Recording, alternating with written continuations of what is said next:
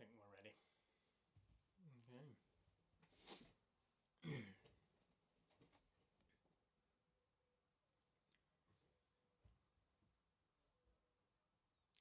Give people a chance to pop in.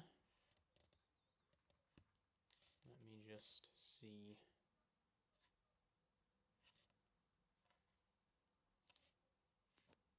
Okay. Hello, hello. Welcome. How are you doing today?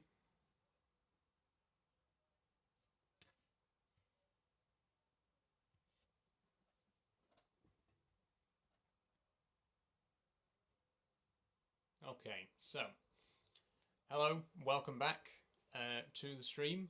Wasn't actually planning on doing a stream today. It was sort of a last minute decision. Because the streams have been doing so well recently, I've decided to just keep doing them.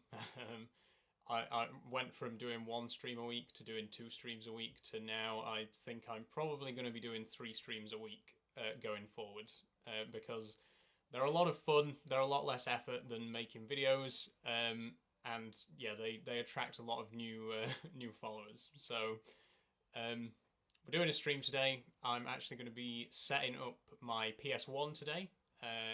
We'll do a little bit of chat first before we get into that. But that's the plan for today. I've mentioned in previous streams that I have a PS1. I've actually got 2 PS1s, which I'm going to show to you soon. But I'm going to set one of those up today because it's been sat in a box for quite a while, and I'd like to get it back out again and start using it. So that's the plan. Obviously, we're not going to start that until a few more people have come along. We've only got 147 at the minute, so we'll give it a little bit more time.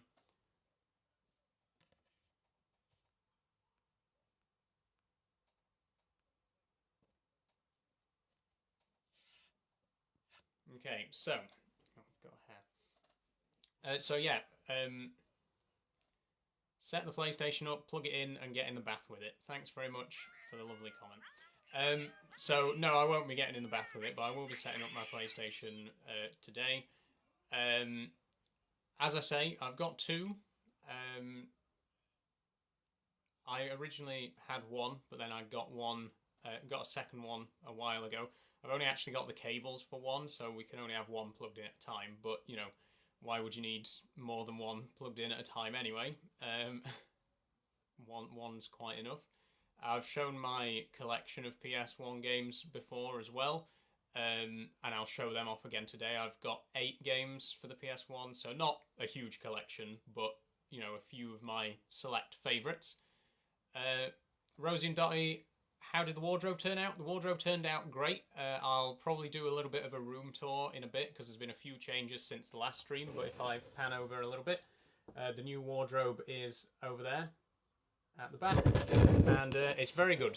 It went up well. It holds all the dresses that I wanted it to, and it's got a few drawers at the bottom for extra stuff as well. So yeah, it's I'm very happy with it. Is that a unicycle? Yep, that is a unicycle over there in the corner as well. I'll show that off a little bit later as well. I've only had it a week, so I can't ride it more than a few meters yet, but I'll talk more about it later if you want to learn more. Is it tricky to learn? So far, it's gone quite well, to be honest. It wasn't as tricky as I was expecting to like get the hang of the basics of it. I think I've sort of hit a sort of level at the minute though. Like the first day that I was practicing, I was just getting better and better, and then I hit about 6 meters, and that's the barrier that I've been stuck at. I've not really been able to get any further than that since then. But practice makes perfect. I do a couple of hours every day, and it's getting there. What is the one song you love to play on piano?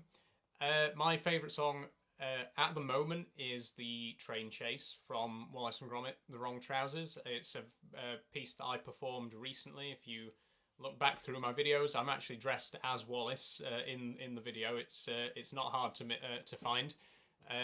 It's a very fun piece to play. It's a very fun piece to listen to. And yeah, I've just all round had a lot of fun with that particular piece. So if you want to go and check that out, you hopefully won't be disappointed.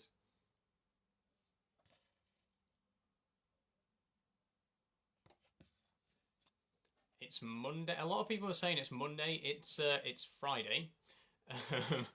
Not sure why everyone's saying it's Monday. It is Friday today. What am I wearing? I'm wearing a jumper, a nice red jumper.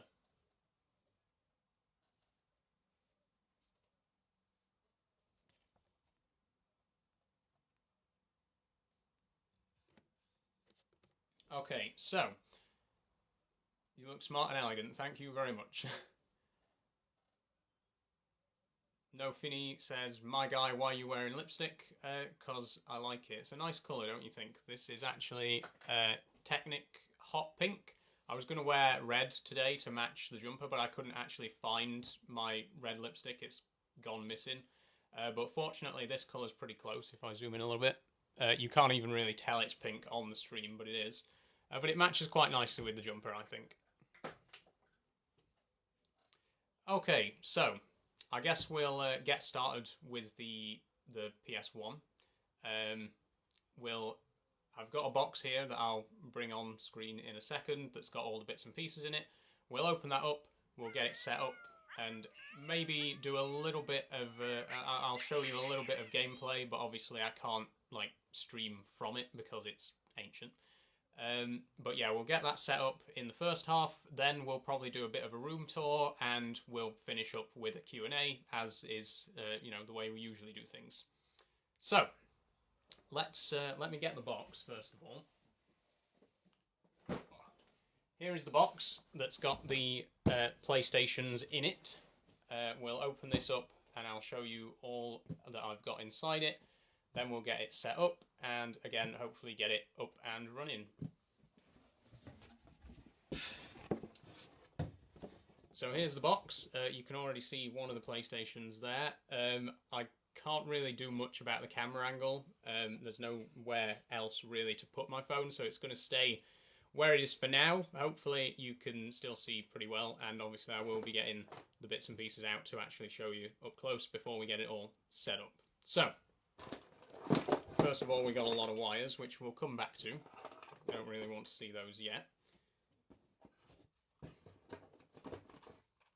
What we really want to see is these. Here's the first PS1, and here is the second PS1. Last time I checked, these both worked. Once we get them up and running, we'll see if they still both work. But yeah, they were both working when I last checked. One of them is a little bit more faded than the other as well. You can probably see the colour on this one is, well, maybe it doesn't show very well on the stream, but the colour on one of them is a lot more faded than the other. But those are the consoles themselves. To go with that, we got two controllers. I've actually got here a DualShock controller, the original DualShock with the thumbsticks. Just unwrap the cable a little bit. There's the DualShock, but I've also got the original PlayStation controller without the DualShock sticks. So the very first version of the PlayStation, no thumbsticks. And actually a lot of the early games, and a lot of the later games actually, are completely playable without thumbsticks. But obviously the DualShock with the thumbsticks is what sort of became the standard controller for consoles from then on. But I've got both. I've got the thumbstick and non-thumbstick versions. So we'll put those to one side.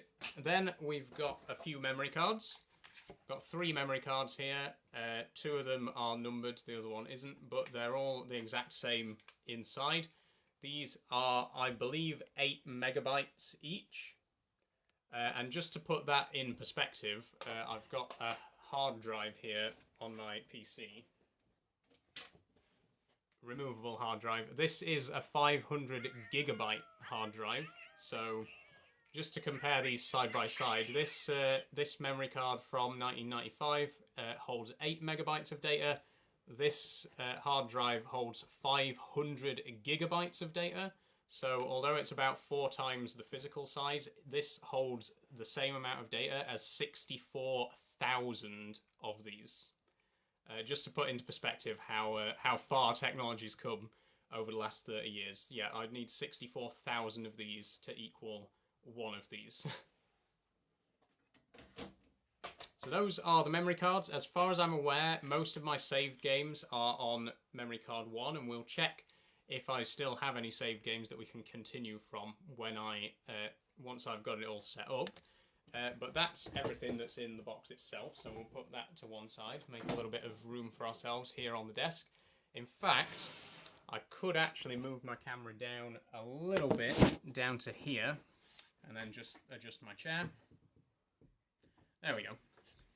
If we carry on from down here, you can see the desk in front of me a little bit better. So, as I say, we've got 2 consoles. Both of them hopefully will work, but we'll find out. We'll see how it goes.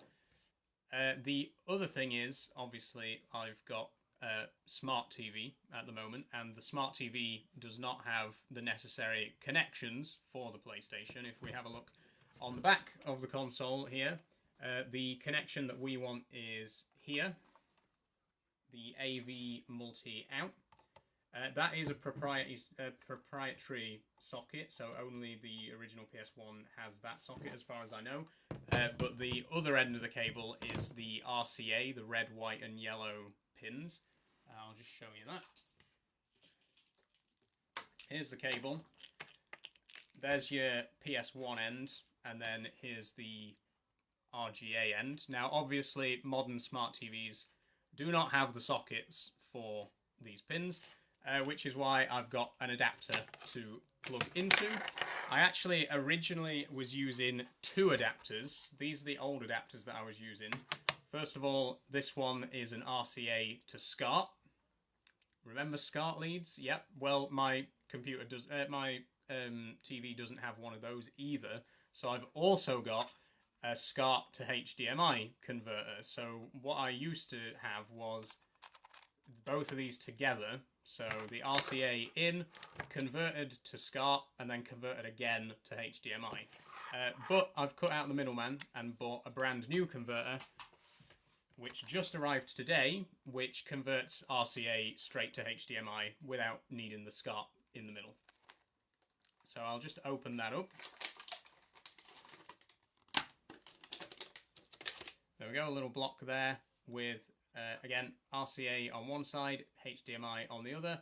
And this also actually needs to be plugged in to 5 volts of power. There's a cable here, and I've got a charging block here from a smartphone to plug that into the mains. So altogether we are actually going to need 2 plug sockets to get this up and running, one for the PlayStation and one for the converter. But that's everything we're going to need today. That's everything that we need to get this all set up and running. And soon we will get started with that. Tomb Raider, yes. So actually, what I'll do before I set up the console is I'll go and grab my PS1 games and I'll show you what games I've got. And again, once the console's set up, I might play a little bit of a couple of the games as well. So just 1 second, I will go and grab the games and show you what I've got.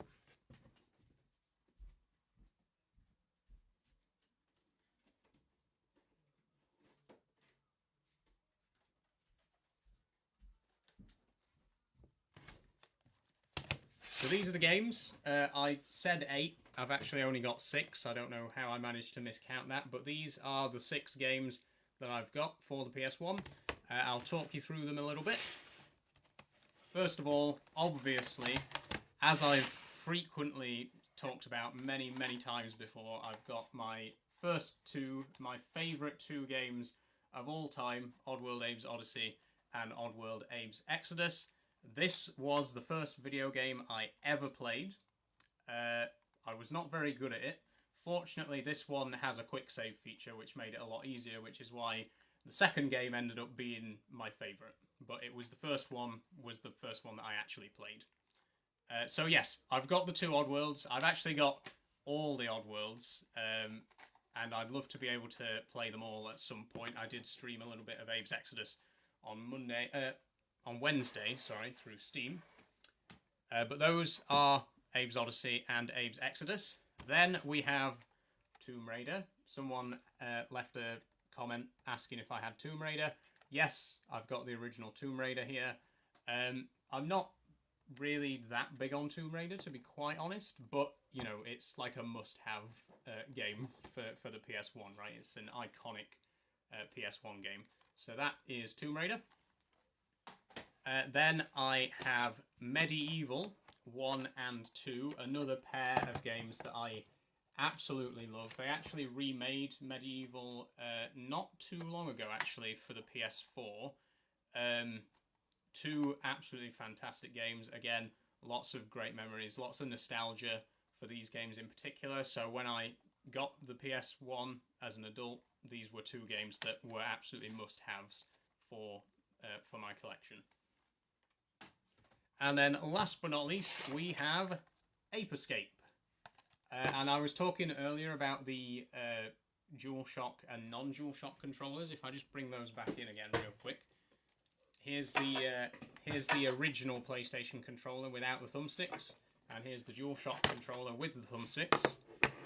And Ape Escape here was actually the first ever PlayStation game that could only be played with the DualShock. You can't actually play this game with the original controller. Lots of other games would come out after that also required the DualShock, but this was the first PlayStation game ever where the DualShock was required to actually play it. And it's a really cool game. You basically, it's your standard, you know, mad scientist recruits a young kid to go and help him do stuff. And in this game, the stuff is catching monkeys, basically. But it's a really, really fun game. And yeah, I'm happy to have it in my collection. So those are the 6 PS1 games that I currently own. I'm always looking to expand my collection. Whenever I go to town, I like to stop off in CEX and see if they've got anything new. There's a few that I do particularly want. A lot of people are asking about Crash Bandicoot and Crash Team Racing. Those are also really, really nostalgic games for me, and I'd love to get my hands on them at some point. It's just a case of finding them when they're available. Obviously, the PlayStation is 30 years old at this point, near enough, so games are harder and harder to find. But as I say, I always look in CEX and other, you know, shops that might have PS1 games just to see if they've got anything in stock. And yeah, hopefully this collection will start to grow as time goes by. But at the minute, it's just these 6. And I think once we've got the console set up today, I might play a little bit of my favourite game, Abe's Exodus, because I do believe that I have a save game stored on that memory card. Check out eBay. Yeah, actually, Abe's Exodus, that was from eBay. So I got Odyssey from CEX, but Exodus was from eBay. It works perfectly. Haven't had any problems with it. Really happy about that. And the thing about Exodus as well is that it's a 2-disc game. When you get halfway through the game, you have to take the disc out and put the second disc in. So to find this on eBay and both discs work perfectly is pretty lucky. And of course, manuals. Who could forget? You remember when games had actual instruction manuals? These manuals as well for Abe's Odyssey and Abe's Exodus are really iconic. I used to just sit and read through these over and over again. Just right. This is not about Abe's Exodus. This is not an Abe's Exodus stream. We're talking about the PlayStation. But I could talk about this game for hours on end. I'm not gonna, but I could. I could literally not stop talking about this game if I wanted to. But anyway, those are the games. That's the selection. And hopefully we'll get a chance to show some of these later on. But before we do that, obviously we've got to get the actual consoles set up. So, as mentioned earlier, we've got 2 of them. I believe they both work. I'm going to try them both out, and we'll see. The Foraging Fella says Abe's Odyssey is literally my top game of all time. I almost agree. I prefer the second game, Abe's Exodus, but yes, the Oddworld series in general is absolutely my personal favourite game ever. I absolutely adore the Oddworld games. Are PS1s expensive nowadays? I haven't actually looked recently, to be honest. I've had these for quite a few years. One of them was a present, and the other one I bought in a charity shop for £5. So, yeah, they weren't too bad. Like I say, this was a few years ago, so they're probably a lot more expensive now. But yeah, this literally cost me a fiver, so not bad at all, to be honest. Lana asks, "Are you in uni?" I'm not. I actually graduated from uni in 2020. I have a degree in computer science with a focus in game design. Ash Roebuck says, "Not even closely convincing." What do you think I'm trying to convince you of? There's a flag right there. I'm not trying to hide anything from you. I'm trans. I'm proud of it. Thank you for pointing out something that I have literally not once tried to hide from you. Donna Taylor asks, "Hi, how are you?" I'm fine, thank you. I'm having a good day. I'll be having a better day once I've got the PlayStations set up and can actually start playing them. So we'll get started on that now. After I've had a quick drink because it's quite warm. I actually put this jumper on because it was quite cold this morning, but it's turned out really warm today. And it was too late to get changed, so we've just got to deal with it.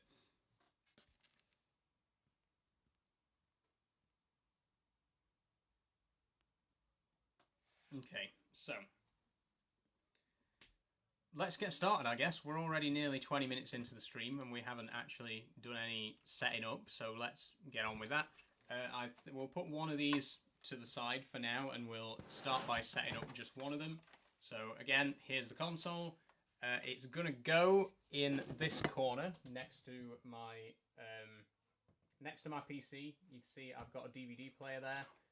It should sit on top of the DVD player. Let me just like that once it's set up, and hopefully we can get it all working. It is going to be tricky getting it in and out, so once it's in there, it's going to have to stay in there. I'll just move a couple of bits out of the way so that we can actually get to it. And I'll try and reposition the camera as well so you can actually see what I'm doing. Okay, there we go. So I'm still here. You might not be able to see my face from this angle, but I am still here. Okay, so here's the console. There it goes. I've just accidentally turned my computer on as well. Ignore that. I'll have to shut it back down though because it is quite loud and I don't want it distracting us.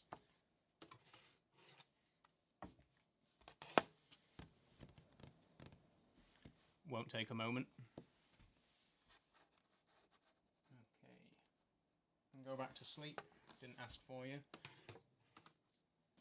Okay, so phone fell over.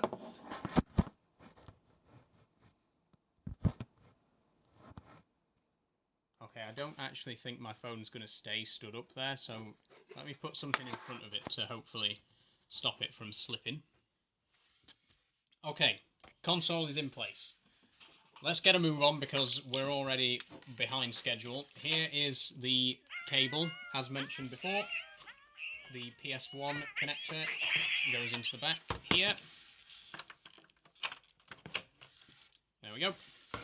And then the other end, as I mentioned before, is the RCA pins. We'll just put them behind for now. They might need to go down the back of the desk, but for now we'll just push them to one side. Oh, and we're also going to need the power cable, which is... where is it?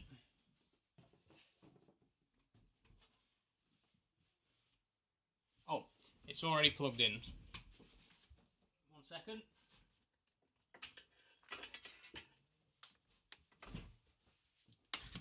I was wondering where that went. I actually already had it plugged in. I forgot to show you it earlier when I got all the bits out. Here's obviously the power supply for the PS1. So we'll get that plugged in into the back of the console here. And then the plug down the back of the desk.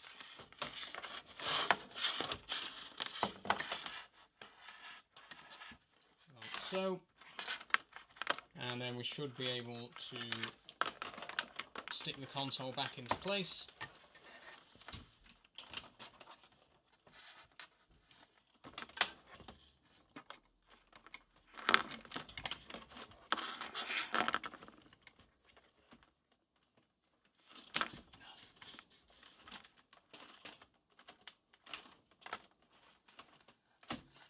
Please don't comment on my cable management. I'm well aware it's terrible. Oh.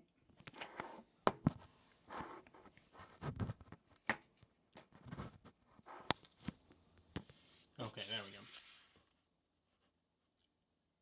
My computer's turned itself on again, but I'm just going to leave it this time. I can't be bothered to turn it back off. We need the chip, the converter, and we need to plug that in. So actually, I'll take you down now underneath the desk, and I'll show you what's going on down here. So, standard mobile phone charging block. Get that plugged in. Oh, best plug the actual PlayStation in as well. There we go. And then we need the cable, which is wrapped up, so I'll need to unwrap it just a sec.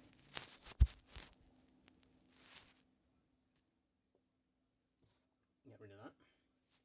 There we go. It's difficult to find anywhere to put the my phone when I'm down here. But the point is, there's the power supply. That goes into the top of this. And then the other end is just a USB connection. You can plug this into a computer or whatever, but I'm just going to plug it straight into the main power source. Okay. So then we need our RCA cables. Just pull those down. They're going to go into one side of the box. So red is for... Is it red for video? I can never remember. Oh, red's for the right audio, white is for the left audio, and yellow is for the video.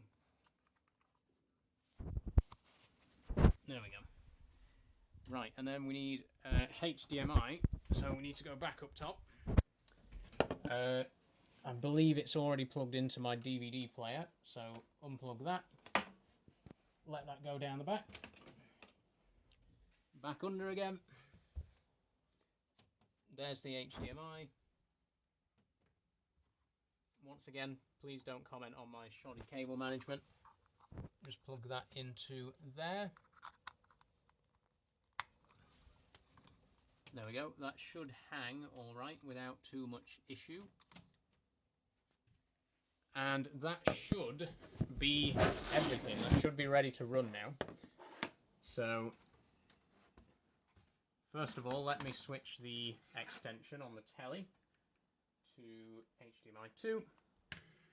And hopefully, when I press this button here... Oh, it's already on. Hold on. Let me turn it off and then turn it back on again. Now, we need to see the startup, of course. We need to hear that iconic startup music. Are you ready? Here we go.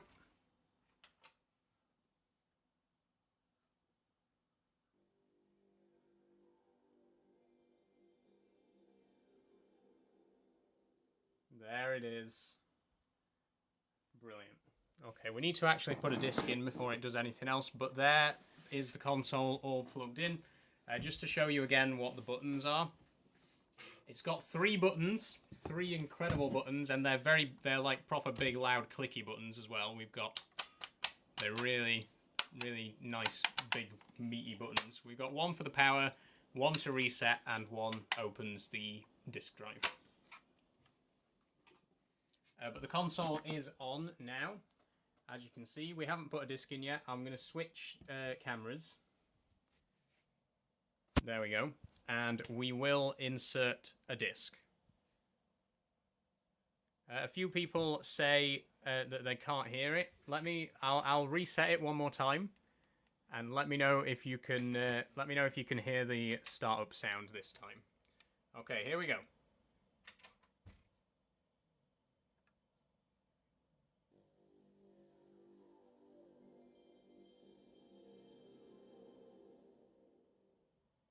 Okay, if you didn't hear it that time, tough.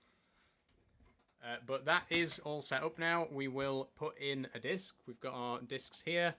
And as I say, I will probably start with Abe's Exodus, of course, which I've put right at the bottom of the pile. There we go. We'll start with disc 1, because I believe my last save was less than halfway through. Pop open the lid. Pop the disc in. And here we go. Oh, I'll need to stick a memory card in as well, actually, just so that we can actually continue our save game. And it would probably be handy to plug a controller in as well. Let me grab one of those. I'm going to use the original controller without the joysticks. We'll plug that into slot 1 as well. And hopefully...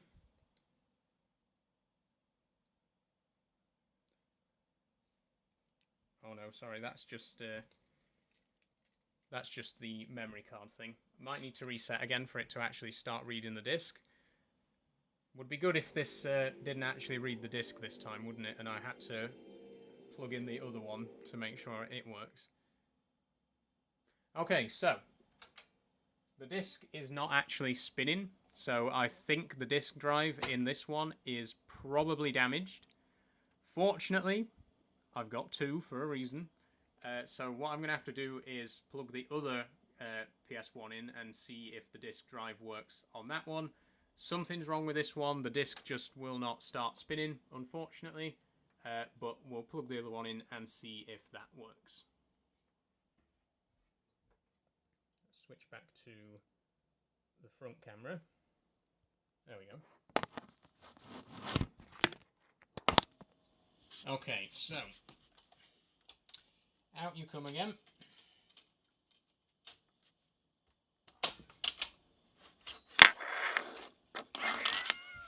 Fortunately, all the cables are in place, so we just need to swap out the actual console itself this time.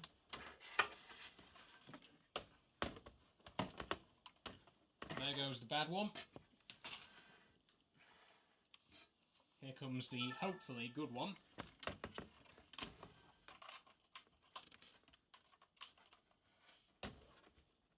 Lights already on.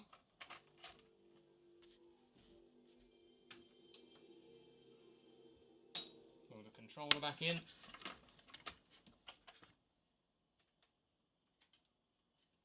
And the disc. And hopefully this time it'll start spinning. It's spinning. You might not be able to hear it, but the disc is spinning, hopefully. The game is about to launch. There we go.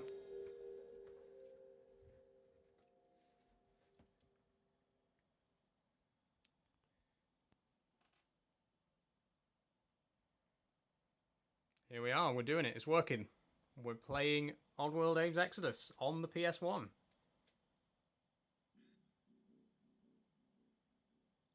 So I'm not going to actually play it for too long, I just want to show you that it is actually working.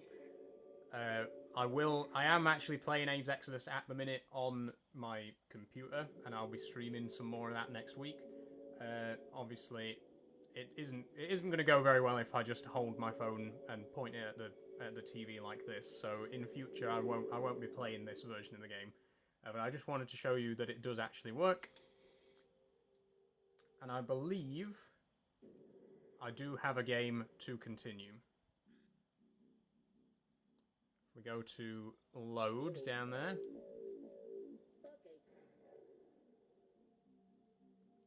Reading memory card 1. There it is. Okay. Let's try Saul New and see where we are.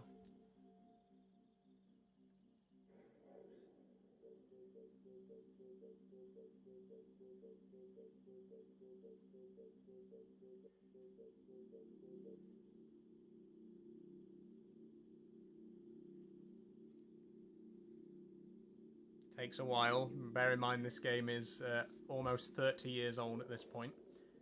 We are in. There we are. I am currently trying to play with one hand because I'm holding my phone with the other. But there we go. You can see the game is working. We are playing Oddworld Abe's Exodus on the PS1.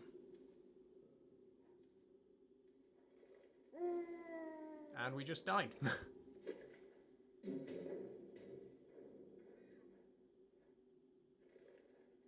Would I ever get an upscaler? Asks Smithy. I'm quite happy with this. It actually doesn't look too bad. It looks a bit less. It looks a bit worse on the stream than it does in person, obviously, because it's being compressed by TikTok as well. But on the actual screen right now, it looks a little bit better than what you might be seeing on the stream. But yeah, if I can actually find somewhere to put my phone where it doesn't fall over, I might play a little bit. Oh, that's the steering wheel's in the way there. We could try there. Okay, it's not the best view of the screen, but you can actually see the game from there. Oh, we're dead again. So I'll just play a few minutes of this, and then we'll probably call it there for the PS1 bit. Obviously, you don't want to sit here and watch a very poor quality stream of me playing on the PS1. But it all seems to be working perfectly.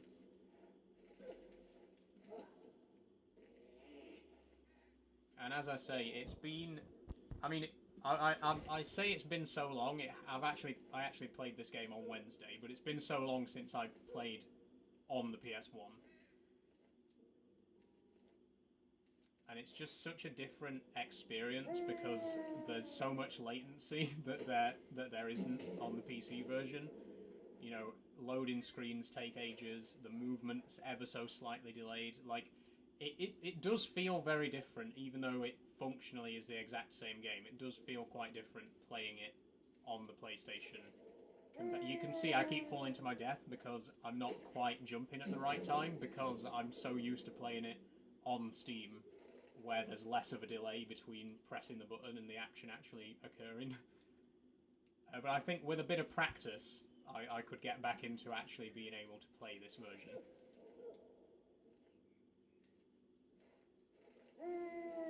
Okay, I'll spare you anymore because I keep falling to my death.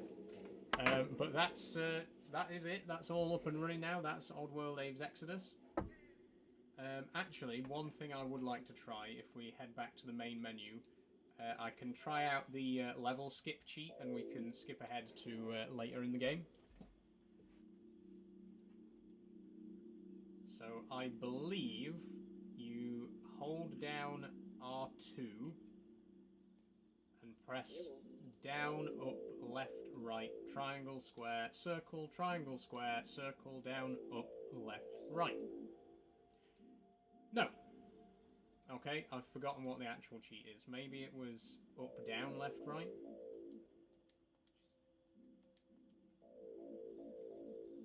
Nope.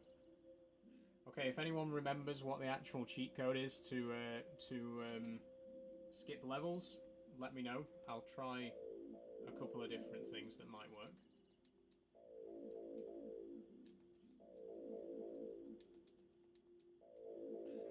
There we go. It was R1, not R2. So now we can skip ahead to any level in the game. We'll skip ahead to a slightly more exciting part, just to show you what the later game's like for anyone who's not played before. We'll go to Boneworks. One player.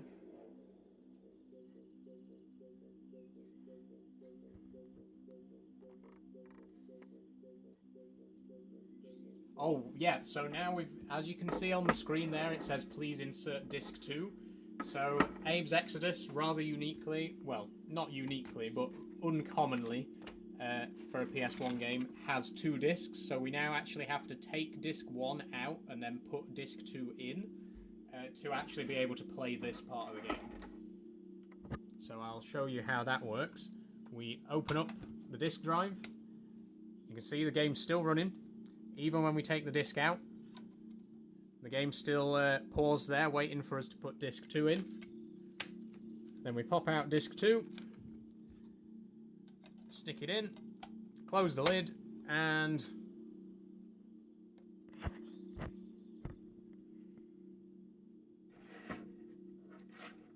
after a few seconds of loading,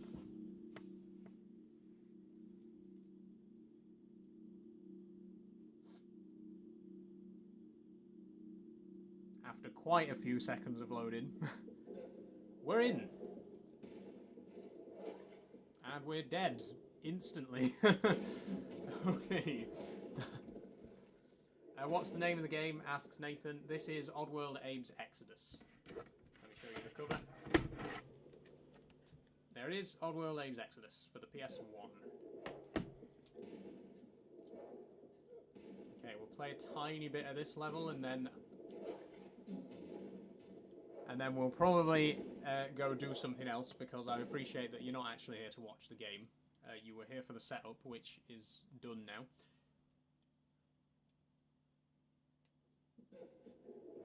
Okay, hop across. It's all about timing. I mentioned this on Monday's stream. This game is entirely down to timing. Like, everything is just solely based on how well you can time your actions. It's tile-based movement, so the movements are very precise. It's very... Once you get the hang of how the movement works, it's very easy. Oh, there we go.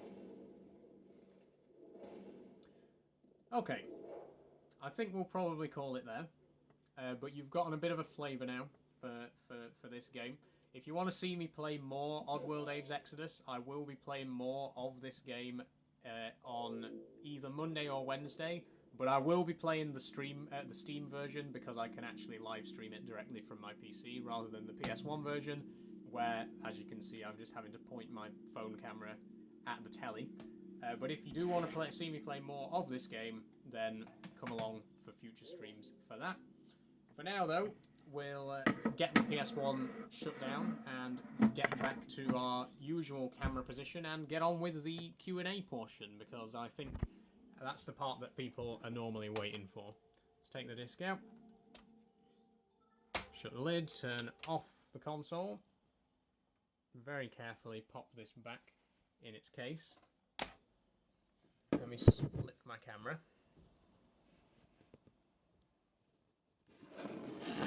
Yeah, the thing is, and it is quite sad to see, obviously, the older these games get, the worse they perform. Like, even if you look after them really, really well, even if you keep, like, meticulously good care of them, over time, they just physically start to degrade. And you can see, like, this game brand new would have run a lot smoother than it did just there when I was playing. You didn't really get to see it, but there was a lot of input lag when I was pressing the jump button, for example. It was taking like a full second before I actually jumped, and so it was a lot harder to time my actions and stuff like that. That's just an inevitability for physical media. As time goes by, it degrades. One day, no matter how well I look after it, one day this will just not be playable at all. That's just a sad fact of life, but hopefully it's got a good few years left in it yet, because, as I say, I just absolutely adore this particular game.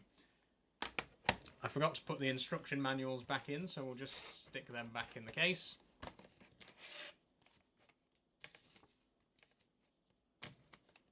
Close it up.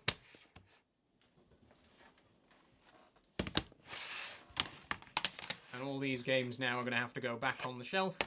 As I said earlier, I'm always on the lookout for more PS1 games whenever I'm out and about.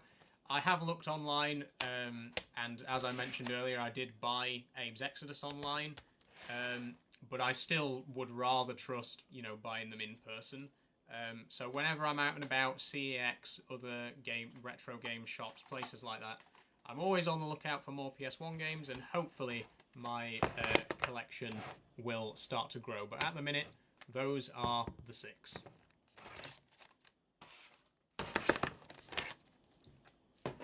Okay, things are a little bit of a mess now because I've been busy getting all this stuff set up. I'm going to unplug the controller and wrap it up until I actually need it. But the console is in place there, and that is where it's going to stay from now on, so that I can play it whenever I want to. Turn the tally off, we don't need that.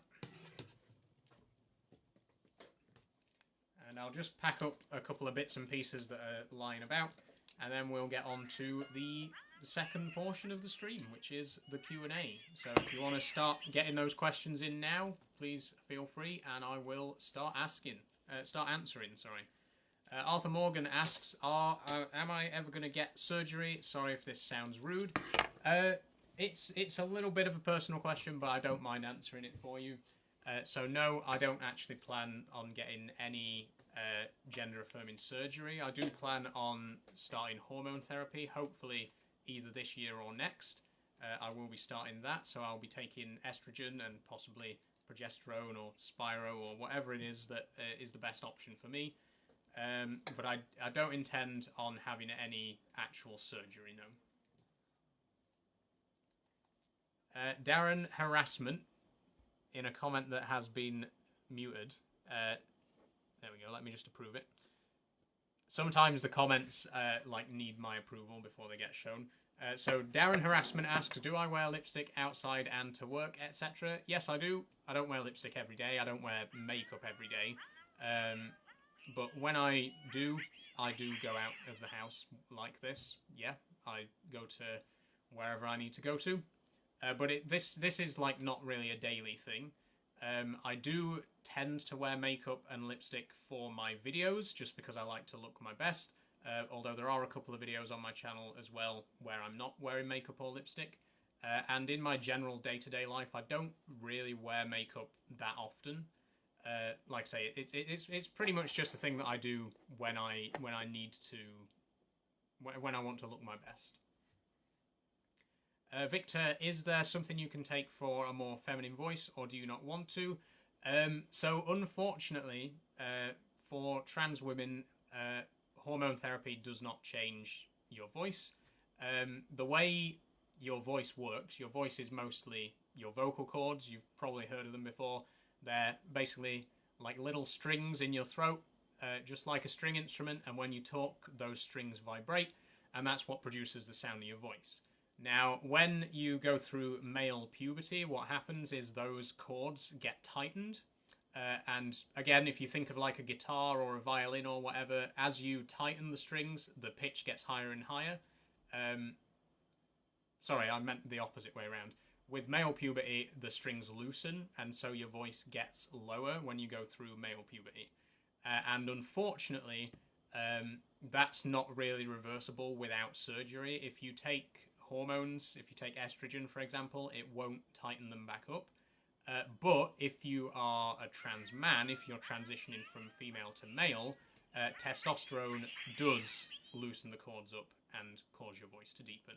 So, yeah. Depending on which way you're transitioning, hormones either will or won't change your voice. And unfortunately for me, they won't do anything. I could get vocal cord surgery. I could get them tightened through surgery, but I don't really want or need to do that. Hopefully I will be able to achieve the results that I want through just voice training, which is something that I'm currently working on, but not very far into. So, before I answer any more questions, I'm just going to pop these little bits and pieces back in the box. I'm also going to put my chair back up and move my phone back up to the top shelf. And then we can do the proper Q&A. So here's the box again. And we'll put the PS1 that didn't work back in there. I'm quite disappointed, actually, that didn't work. It's unfortunate. but for some reason the disk drive, the disk was just not spinning at all. So there's obviously something wrong inside, which is a shame. But very, very luckily, I just happened to have two PS1s, and the other one happened to work. So it all worked out in the end. Okay, pop the controllers back. Don't actually need these old adapters, but I'll keep them around anyway. You never know. And stick the memory cards back in, and that is that.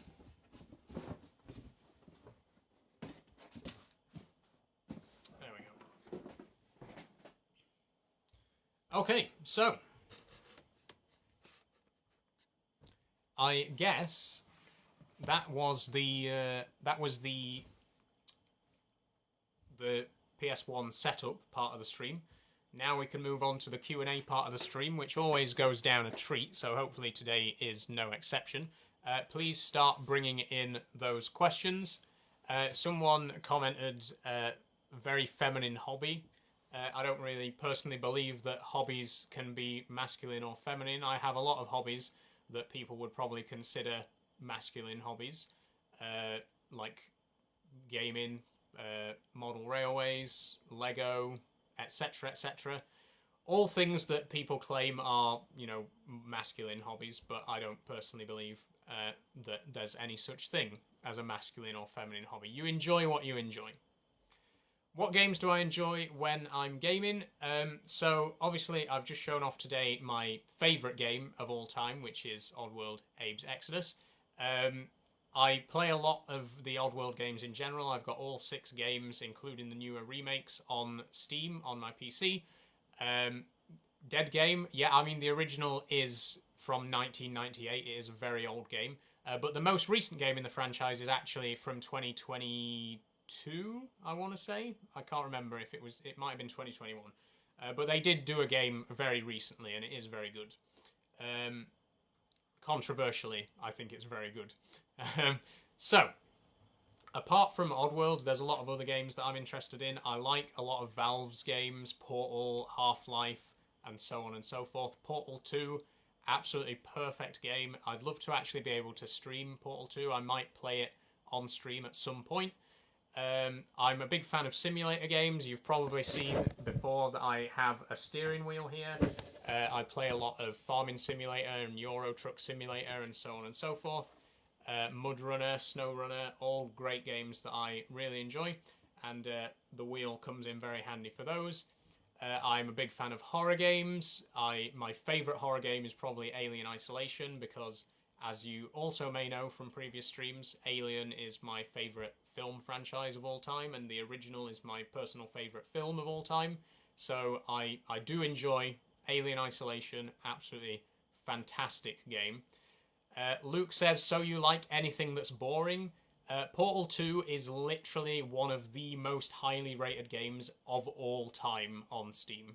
So, if you think it's a boring game, then fair enough, but, literally hundreds of millions of people love that game. So, I don't really feel bad about enjoying Portal 2.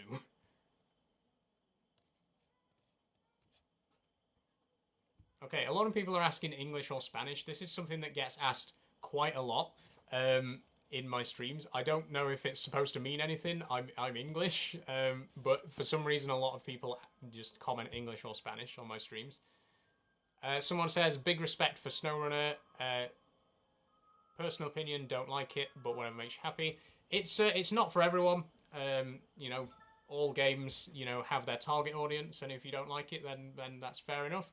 But I'm a big fan of all those kind of farming sim, SnowRunner, all the kind of realistic truck driving games. That's definitely my bag, and especially games like Euro Truck are just incredibly relaxing to play, unless you play Truckers MP, which is a nightmare.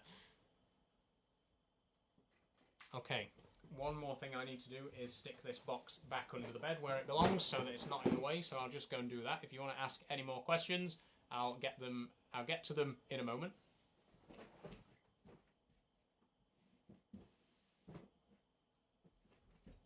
And I'd actually best go and put my PS1 games back on the shelf as well. So I'll do that, which will give time for a few more questions to get asked. Try and put them in alphabetical order.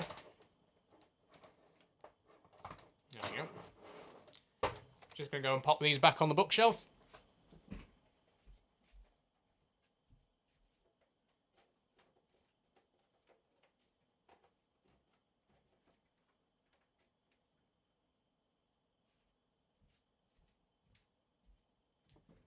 There we go. And as I said earlier, I might do a room tour in a bit. A few things have changed since the last stream, so I will. I mean, I could do it right now if you want to see it. Someone asked, can I show you the bookshelf? So yeah, if you want me to do a room tour now, I can do. Let me know if you want to see that. A couple of things have changed since the previous streams. Obviously, we got the wardrobe on Monday. So yeah, if you want to see the room, we'll do a room tour. So let's flip cameras. So here is the room at the moment.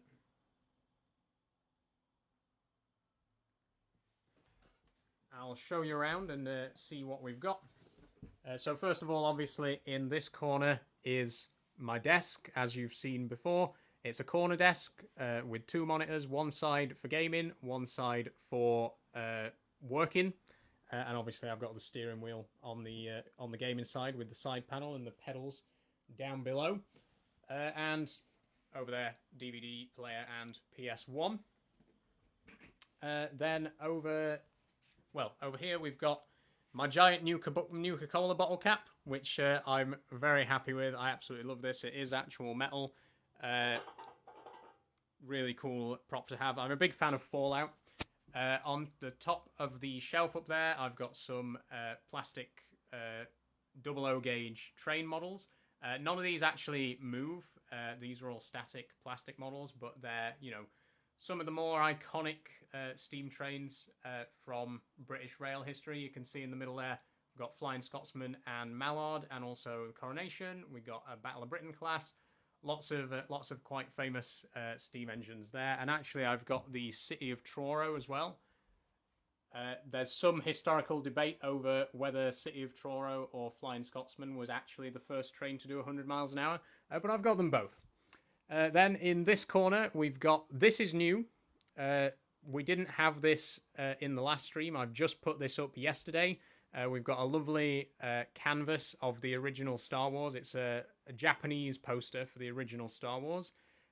Really cool. I love the orange. It's just a really, really cool piece. I actually found this in a charity shop, which is incredible. It was a really lucky find, and yeah, it just looks really great up on the wall against the blue background. Really happy with that. Then above that, we've got the Lancaster Bomber cross stitch, which I believe I've shown before. That's a really cool cross stitch of a Lancaster Bomber.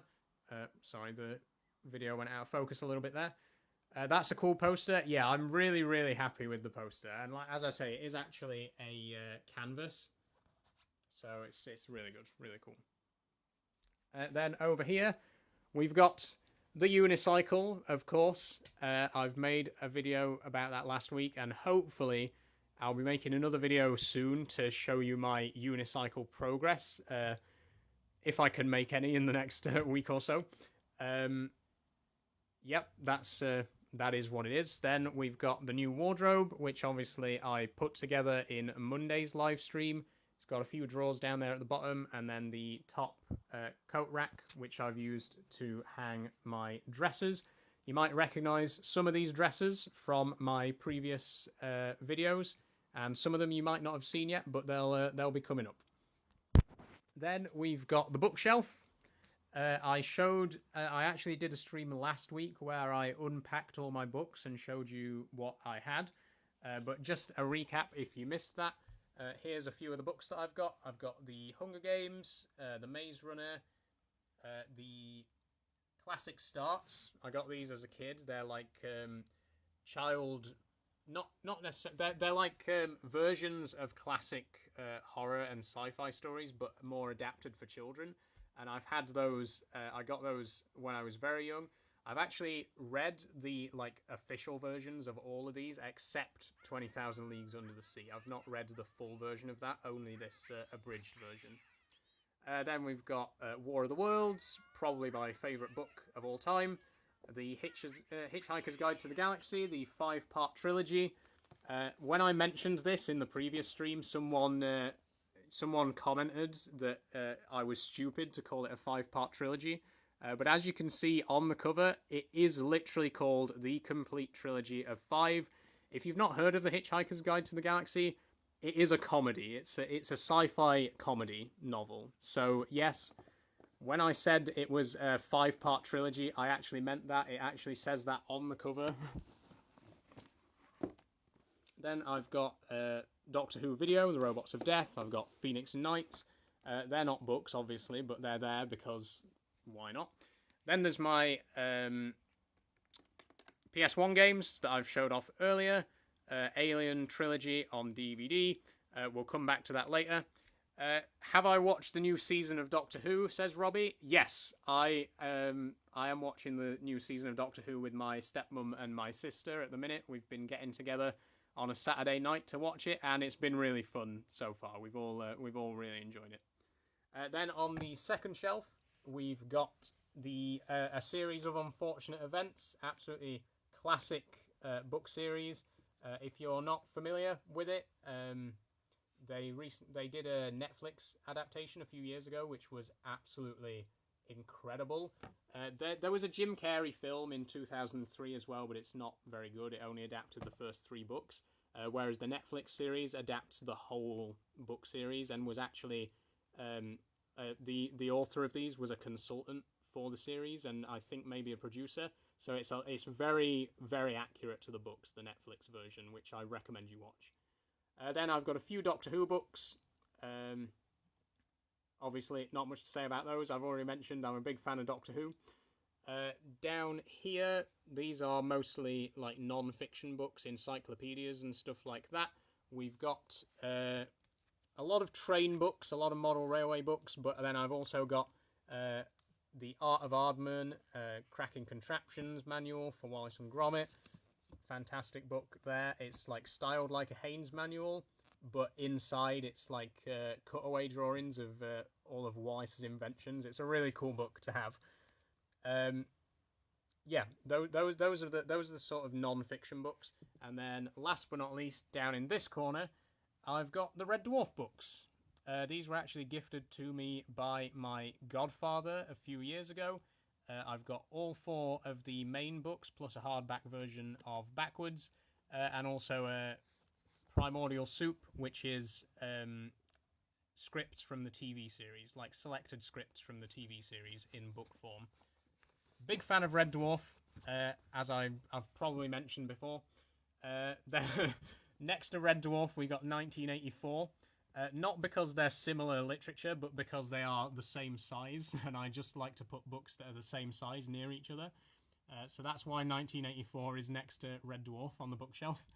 And then, obviously, French dictionary, astronomy book, and a birdwatching book. And those are my books. Okay, moving on. So I'm out of breath from all the talking about books. Okay, someone asked, do I read Terry Pratchett? Yes, I don't actually have any of the Terry Pratchett books, but I've read like all the Discworld stuff. Big fan. Like I say, I don't have anything at the minute, but Terry Pratchett, absolutely amazing author. Yeah. Okay, then on top of the shelf, you've probably noticed I've got here a little bit of a model. This is something called Geocraper.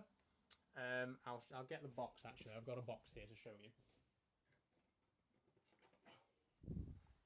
This is Geocraper. It's basically like a very, very small scale model. It's like 1 to 2,500 scale modular city building kit. It's really cool. So like all of these pieces, you can pop out and rearrange them however you want. Let me just show you. All these pop out and you can, build whatever design you want. I got these a few years ago, and I'm actually hoping to expand it quite soon so that it fits the whole top of the bookshelf, which will hopefully look really cool once it's done. And yeah, that building in the middle, if you don't recognize it, is Tokyo Tower.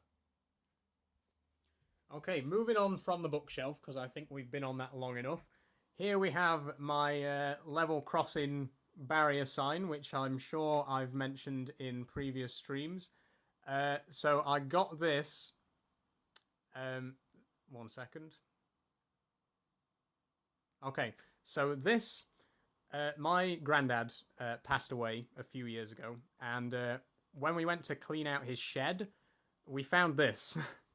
Nobody knows where he got it. Nobody knows where it came from. But you know, as a big fan of trains myself, you know, I find this in his shed. Obviously, I'm going to have it and stick it on my wall. So that is a genuine level crossing sign. It's reflective and everything. Yeah, no idea where it came from, but it's on my wall now. Then over to the right, we got the shelves. The top shelf I'll come back to because that has actually changed since the last live stream. I've gotten some DVDs up there now. But the middle and bottom shelf I've shown before. Bottom shelf is my train set. At the minute, not set up. Everything's still in pieces. It's not even plugged in. But I am hoping to get that up and running soon. I might do a live stream of that actually, getting the train set up and running, because I have a lot to talk about with regards to model trains, of course. So we'll come back to that. But then the middle shelf is the Lego, which obviously I've also talked about before. We've got the Kingfisher here on the right, which I got for my birthday this year.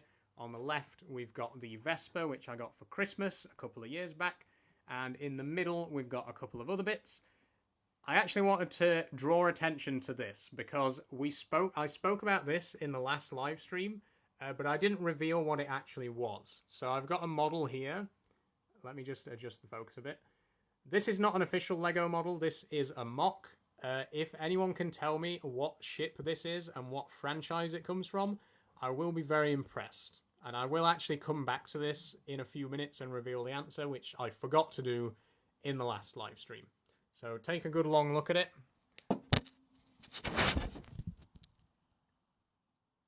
Very good model. I'm very happy with it. I didn't actually design it. I got the instructions from a Lego fan magazine.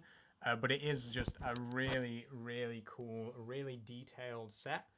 And once again, if you can guess what it is, let me know in the comments and I'll reveal in about 5-10 minutes what that is. Then last but not least, the top shelf, which in the last live stream was empty. Now I've got all my DVDs up there, and we'll actually go up. I'll have to stand on my bed, but we'll go up and have a look at what DVDs I've got. So first of all, I've got a few Doctor Who's, of course. Not as many as I'd like. I'm always trying to expand my Doctor Who collection. But I've got a few. I want to at least get one from each Doctor before I start getting anything else. So I've got the Aztecs, the first Doctor story. The one where the Doctor has his first romance way back in 1963. An incredible one. Genesis of the Daleks, obviously widely considered to be the best Doctor Who story of them all. I don't know if I agree with that. It is a very good story. I don't know if it's my personal favourite, but yep, there it is. Castrovalva, of course, Peter Davison, the Fifth Doctor's first story. Remembrance of the Daleks, probably the Seventh Doctor's most well-known story. And of course, the Five Doctors, I've got that as well. But like I say, I'd like to fill in the gaps first and get a second, third, and sixth Doctor story before I start getting anything else. Well, those are my Doctor Who's. Then we've got a Red Dwarf. I've actually got all 13 series of Red Dwarf on DVD, including the Promised Land from 2020. Yep, I've spoken before about how big of a fan of Red Dwarf I am. There's not much more to be said about that. There they all are on DVD. Then we've got, this is actually a Ronnie Barker box set. I'm a big fan of Porridge and Open All Hours in particular, so I've got all of those on DVD, plus a couple of other lesser known bits and pieces that he made. Then we've got Monty Python. I've got all 3 of the films. In fact, there might be a 4th one. I can't remember if there's 4 or not. But I've got The Holy Grail, Life of Brian, and The Meaning of Life. Meaning of Life's my favourite. Then we got Johnny English, the 1st and 3rd film. I don't actually have the 2nd one, but I would like to get it at some point just to fill that gap. We got I'm Alan Partridge, another favourite sitcom of mine. Only Fools and Horses, complete box set. And that's pretty much it for the comedy. The rest are serious films. We got Alien Covenant, Fifth Element, The Thing. Absolutely brilliant horror film there. Not as good as Alien, but iconic all the same. Seven Samurai, Isle of Dogs, Unbroken, Wallace and Gromit, of course, the complete collection, because you know how much I love Wallace and Gromit.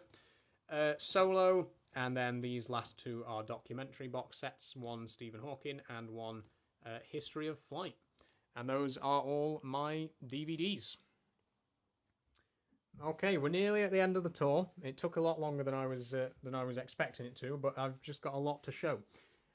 Last but not least, we've got here the Japan poster, which I had up in the last live stream, and I actually got a lot of questions about this. Because I normally have my front-facing camera flipped, you can't really tell what this is supposed to be a map of. But if you see it from this angle, you can see quite clearly. This is a map of Japan. It's actually written entirely in Japanese. If I zoom in a little bit, you can see here. There we go. And at the top there, you can see it says Nihon Chizu, Japan map. And it's got zoomed in maps of Tokyo and Osaka as well. And it's also got a little world map at the bottom with all the countries of the world on in their Japanese names. So that's my Japan map, and that is pretty much the end of the tour. I've got a Trans Pride flag, obviously. That's it. That's the room tour. So, back to it. Once again, I wasn't quite expecting the room tour to take as long as that. But we've done it now. We're back at the desk. We'll get back to the Q&A. I'll take a little bit of a drink because I've been talking almost non-stop for the last 10 minutes.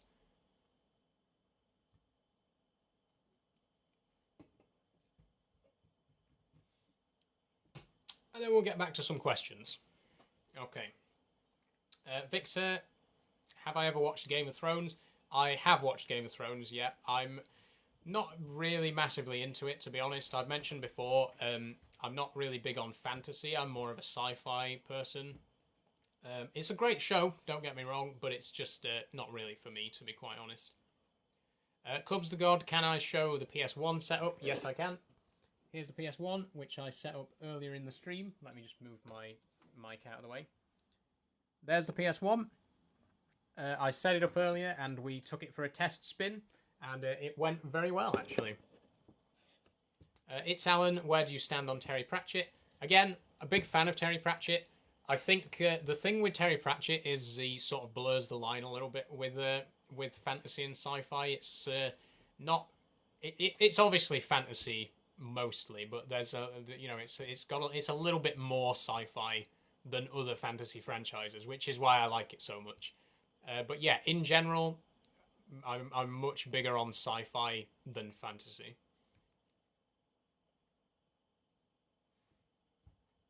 And also, like, aside from the books, Terry Pratchett in general was just a really great person. Let's be honest. You know, I think especially in this day and age, not to name any names, but you know, you do have to think about what kind of person the author is. You know, not just what kind of books they wrote. And I think Terry Pratchett, even if you don't like what he wrote, you can't deny that he was just an amazing person in real life.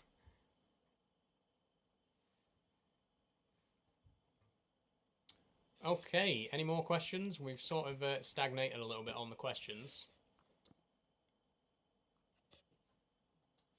Do I like Final Fantasy? Asks Cubs the God. Again, same thing.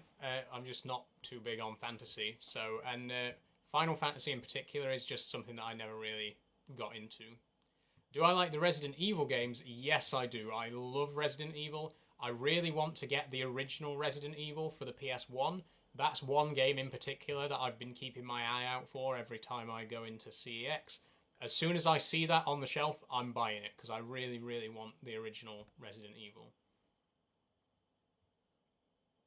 And again, I like sci-fi, I like horror.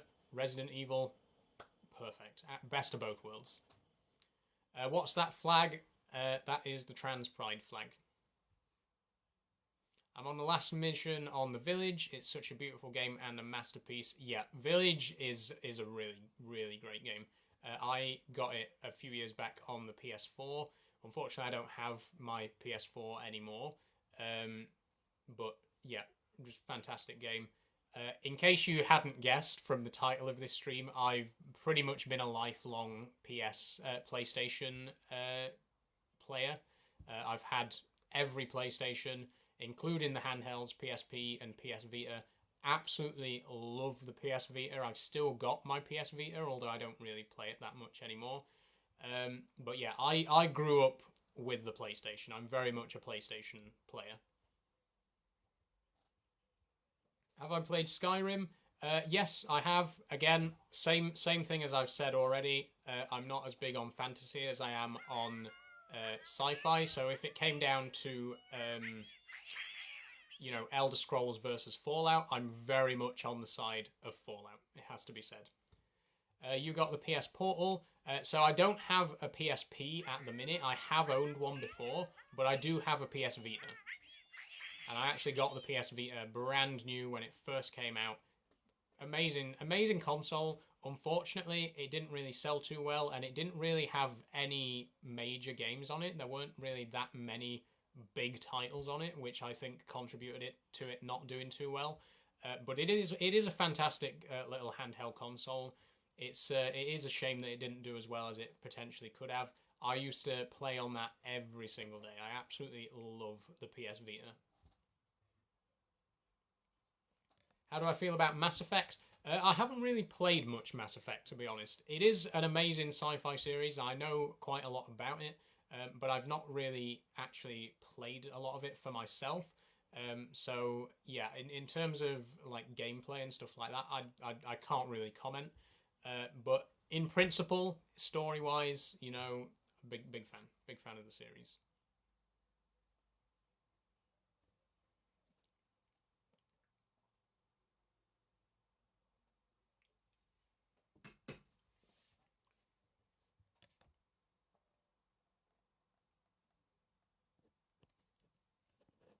Okay, any other questions coming in?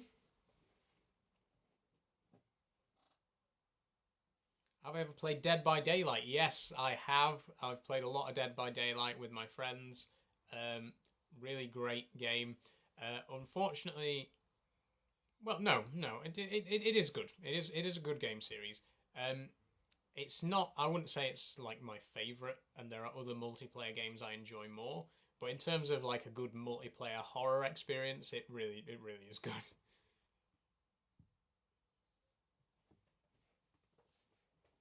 I'm to be quite honest. Sorry, I'm just adjusting my chair. To be quite honest, I prefer to play solo in general. I'm not really massively big on multiplayer games. I play a lot of multiplayer with my friends, but I don't really enjoy playing multiplayer with randoms. I don't enjoy playing like online multiplayer. I prefer to just play with the people that I know, right? Have I played Red Dead? Yep. Of course I've played Red Dead. Love Red Dead. Have I played Call of Duty? Yes, I have. I'm a huge fan of Call of Duty Zombies specifically. Not so big on the campaign and multiplayer. It just doesn't really interest me all that much. But Call of Duty Zombies, back at the absolute height of it with Black Ops 3, all the theory videos and stuff like that. I was in deep with that. All the Mr. Ruffle Waffles, Mr. Dalek JD. I was watching all those big theory channels all the time. I was obsessed with COD Zombies and the story. My fave COD is probably Black Ops 3, mostly because it's just the one that I've played the most. Like, I've sunk quite a few hours into that. And it has the best selection of Zombies maps. It's got 14 maps if you include Chronicles, which is just way more than any of the others. So in terms of, like, pure choice, there's a lot there. But in terms of my favourite actual map, I might be inclined to say Buried from Black Ops 2. That's an absolutely fantastic map.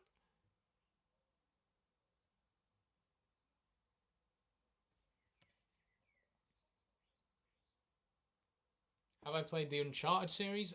Not really.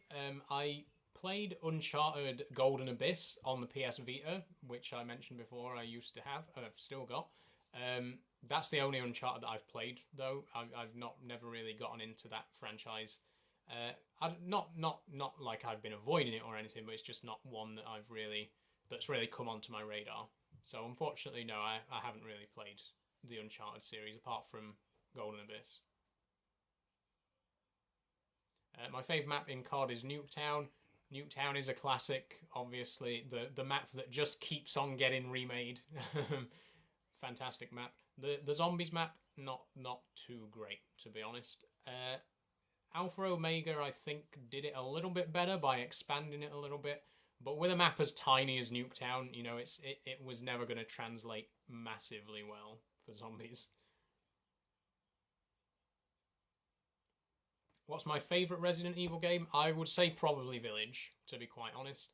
Um, who knows? Maybe I'll change my mind when I get the original Resident Evil for the PS1.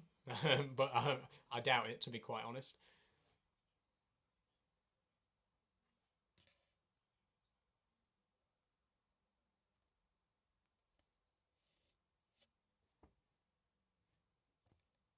Okay.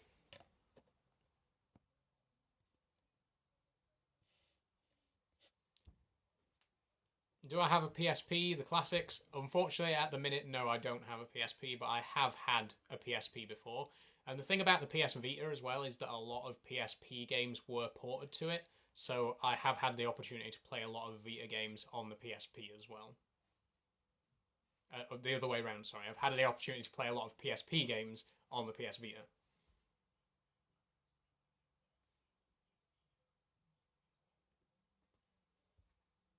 But I don't have any PlayStations at the minute apart from the PS1, which I showed you earlier. I have at some point in time owned all of them, except the PS5. I've never had a PS5.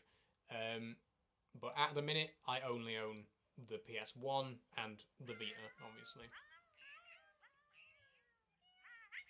Because once I started university, I kind of switched over to PC gaming. Partly out of the fact that obviously I studied game design, so I was actually working on the computer a lot more, doing the development side of things. And so I thought it was probably better to just streamline and start using the computer for gaming as well. And that's really what convinced me to make the switch to PC gaming, and that's what I do now. That's why I don't have any consoles anymore apart from the PS1. Do I play Valorant? No, I've never actually played Valorant. I don't know. Again, it's just not something that's really come onto my radar. But I'm well aware of it, and I'm well aware of its popularity.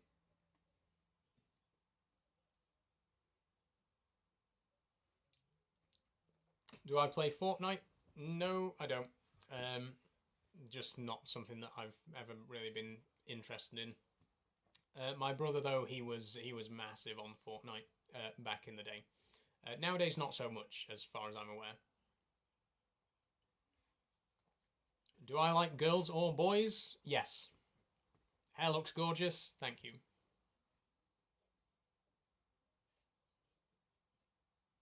This is I mention it every time because I'm obsessed with talking about myself.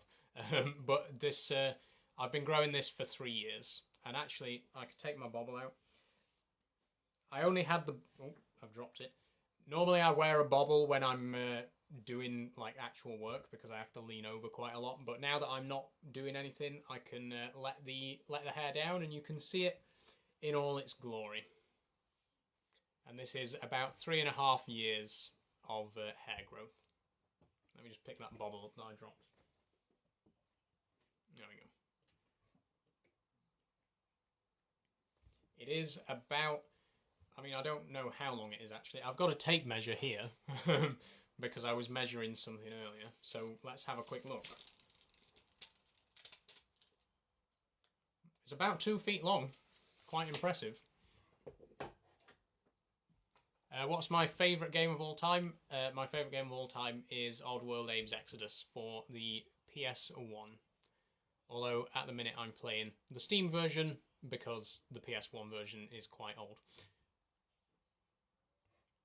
Measuring what earlier? I was actually measuring a cabinet earlier because I'm working on a little something. I might actually show you. Let me just get my computer booted up and I'll show you what I'm working on at the minute. So I've mentioned before that I'm a big fan of Lego, and I showed you my Lego shelf earlier. And recently I decided that it might be an interesting thing to try and model my bedroom out of Lego.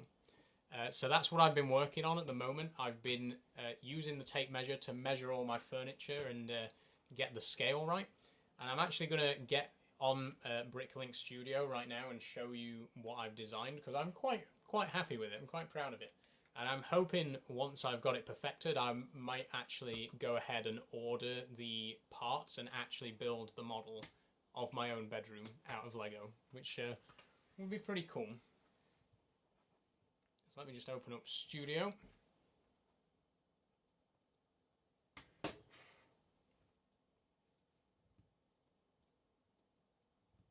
Someone's been getting too carried away with his wife's makeup. I'm not actually married.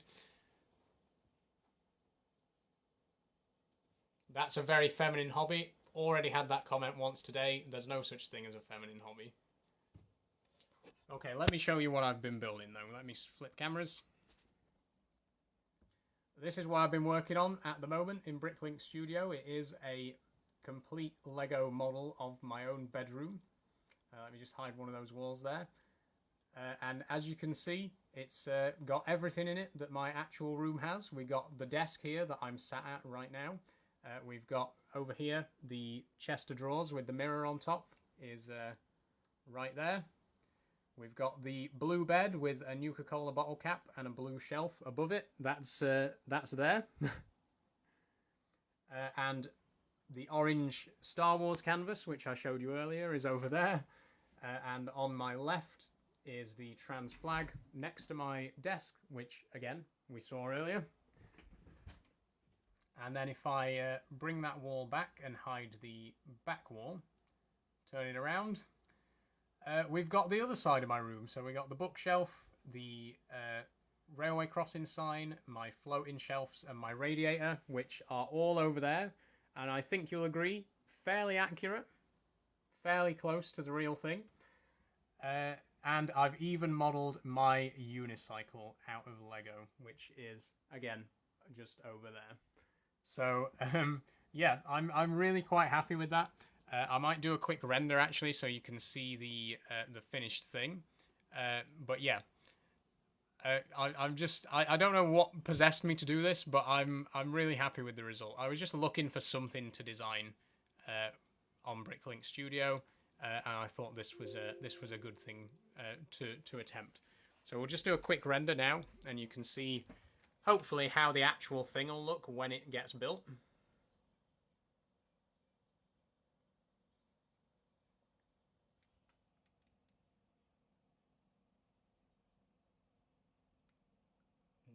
Just rendering in now. The floating shelves in particular, I'm really happy with how those turned out. And the bookshelf as well, I think I did quite a good job on that. But there it is. That is my bedroom, exactly in as much detail as I could possibly do in Lego. And what I did was, again, this is why I have the measuring tape handy here, because I went around and measured all my furniture, and I've modelled it at a scale of 1 stud per foot. So this much space is represented by 1 stud of Lego. And I measured everything up in the room and tried to make sure that it was close as possible to the actual size. And again, I think I've done a pretty good job. I'm quite happy with it. There's a few tweaks that need to be made before it's ready to go. But once it's done, I do think I'm going to order the parts on Bricklink and actually build my own room out of Lego. I think that'll be a really interesting thing to have.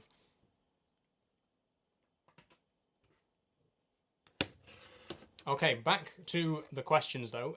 Robbie says, I did a mini version of my room for my animation submission, and it reminds me of this. I actually did something similar in my second year of uni. I had a module on 3D modeling, and we were tasked with making a 3D model of our bedrooms in 3ds Max. And it was a really fun project. At the time, I was living in an attic bedroom with 5 other people because, you know, student accommodation. But it made a really great model because obviously there were lots of interesting angles and stuff like that. Really enjoyed modeling that. And yeah, I ended up with a 2-2, I believe, on that particular module. But it was a lot of fun.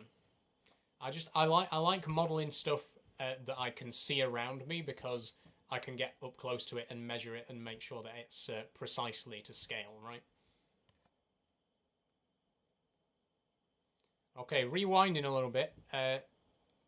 Sage, I need a hair transplant, asked unicycle reveal, please. I will go and grab the unicycle and show it off for you right now.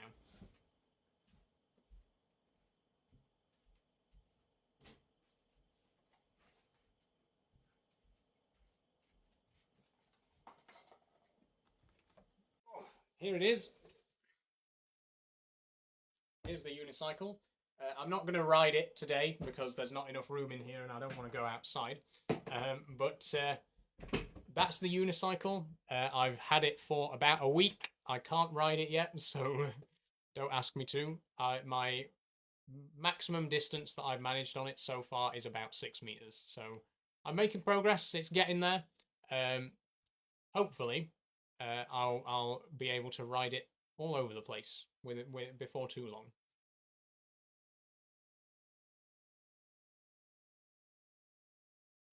And as you can see as well, just bringing it back in a sec.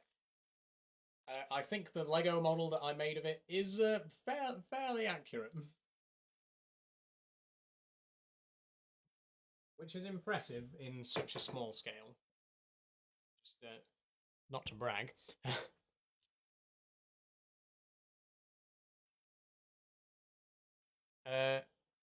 Big Mush 1230 says, bet that hurts the TTs.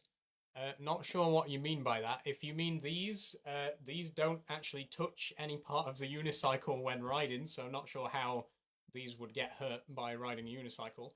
Maybe you were talking about the other things that might get hurt, in which case, you know, people ride bicycles all the time and don't have a problem down there, so why would a unicycle be any different? Hello, Saul. How's your day going? My day's going fine. Thank you for asking. It's been a very good day today. Obviously, we got the PS1 set up, so I'll be playing some of that later on. I also recorded a video that's going to be coming up tomorrow. So yeah, it's not been bad, and the weather is cheering up quite a bit. So I might actually get outside and do some practice on the unicycle later today as well.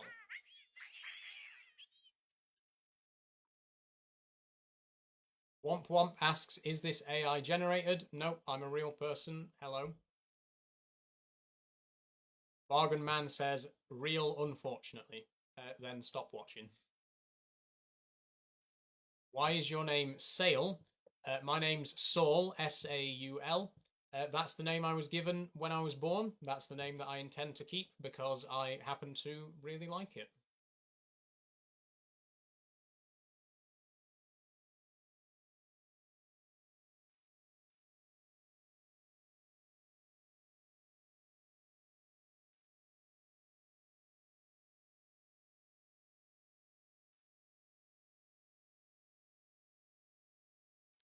Liliano, have I ever had negativity from male or female? I mean, just read the comments in this stream. Yes, I have plenty of negativity and I ignore it. Bro's parents definitely don't talk to him.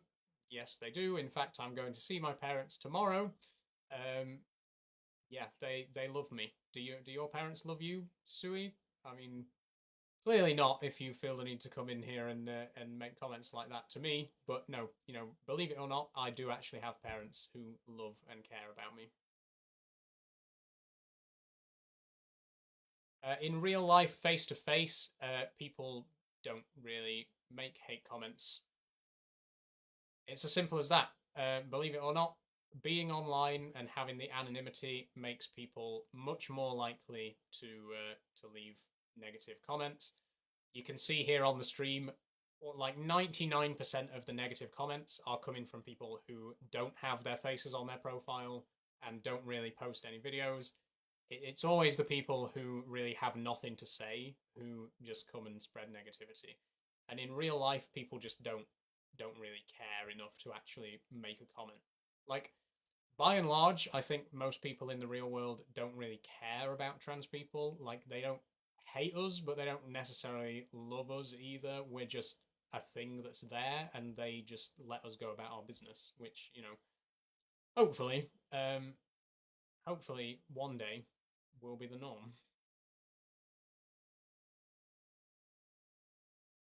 Have I been to Japan? I haven't actually been to Japan. I would love to go. I do speak Japanese, been learning for about 8 years.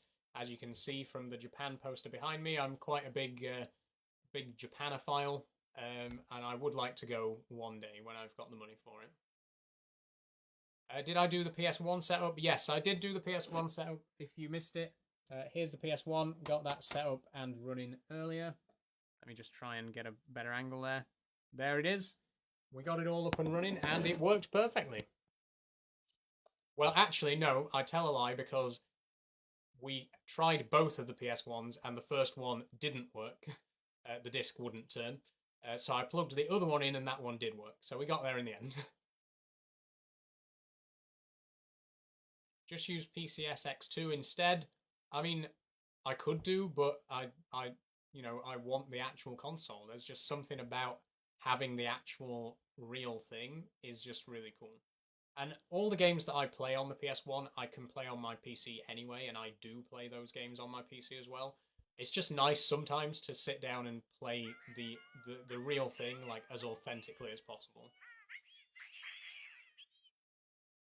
Where did I get the lipstick from? This lipstick was actually a gift from my sister. It's Technic. The colour is hot pink, and it's actually kind of glittery. I've almost used it all up, but if I hold it a bit closer, you might be able to see. No, the camera doesn't want to focus. But it's a sort of pink glittery colour. It's really nice. It looks more red on camera, but it is more on the pink side in real life.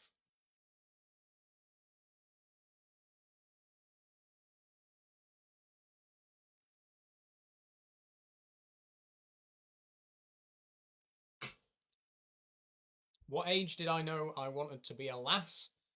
So if you're asking when I came out, it was in 2021, July, so almost exactly 3 years ago, when I sort of had the moment when I realised, and I pretty much came out to everyone straight away. My logic was I'd rather people know what I was going through, So I told my parents and my family before I was even 100% sure myself. Um, as soon as I started having those thoughts, I went to my parents and I was like, look, I think I might be trans. I'm not 100% sure, but I'm telling you because I want you to know that I'm going through this, and I want to know that you'll support me if I do reach that conclusion. And of course, eventually I did reach that conclusion. But yeah, so technically I came out to my parents before I was like fully aware that I was trans. I was just asking the question. Did I automatically feel happier after it? Yes, honestly, it's night and day. Like the moment that I started presenting like this publicly and started asking people to refer to me the way that I wanted to be referred to, I felt so much happier, and I feel so much happier now than I ever have in my entire life. I can't really put into words for non-trans people just how amazing it feels to like finally feel like you're yourself for the first time. It's a really really great feeling.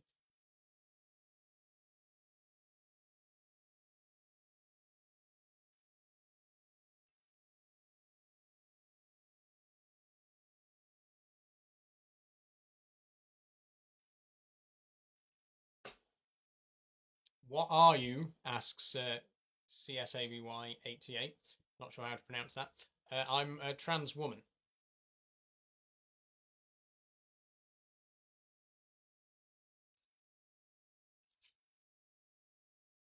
Okay, we got a couple of spam comments coming in, so we'll just sort those out.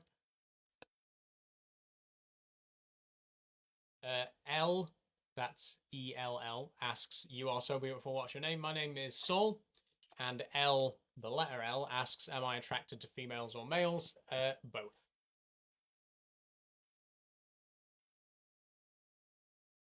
How was the transition? Very, very good. It's been very good so far.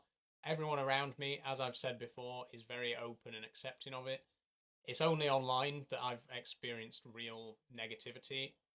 You know, in general, in the real world, everyone's great, genuinely. Alex asks, "Isn't Saul a bloke's name?" Saul's my name. So, it is a traditionally masculine name, but it's also the name that I had for 22 years. It's a name that I feel a very strong connection to. I think it's a really cool name. It's quite an uncommon name in the UK. And so when I came out, I decided, you know what? I'm going to keep the name.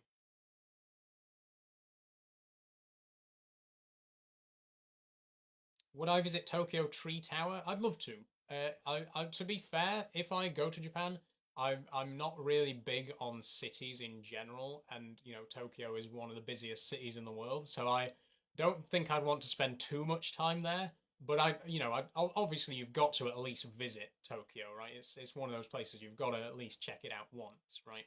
But I think if I did go to Japan, I'd more stick to the countryside, more rural places. Have I gotten any surgeries to help my journey? At the moment, I've not had any surgeries, and to be quite frank, I don't plan to have any surgeries in future.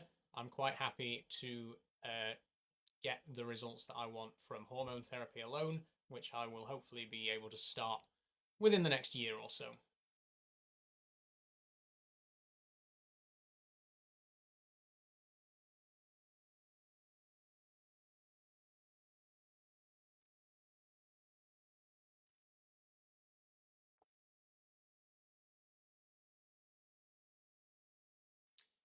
Is my hair naturally that long? How long did it take to grow?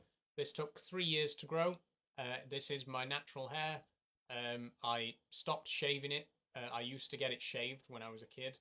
Uh, when I started university, I started shaving it less. And by the time I finished university, I kind of decided that I didn't want to shave it anymore. And then obviously came out as trans and decided, yeah, I'm definitely not getting this cut anymore. And it's been growing ever since. The last time I had it cut was in Christmas 2020. 20, wait, yeah, December 2020. Are straight men interested in you? Yes, actually, I get quite a lot of unsolicited DMs, believe it or not. Would I want my voice to be higher? Yeah, I would like to do voice training and tweak my voice a little bit. I'm not a big fan of my voice. That's something I've never really liked. But I'm also not like self-conscious about it in any way. I personally don't like the sound of my voice, but that also doesn't mean that calling me out on the sound of my voice is going to affect me because I just don't really care. What football team do I support? I am not a football fan, but my dad supports Newcastle United.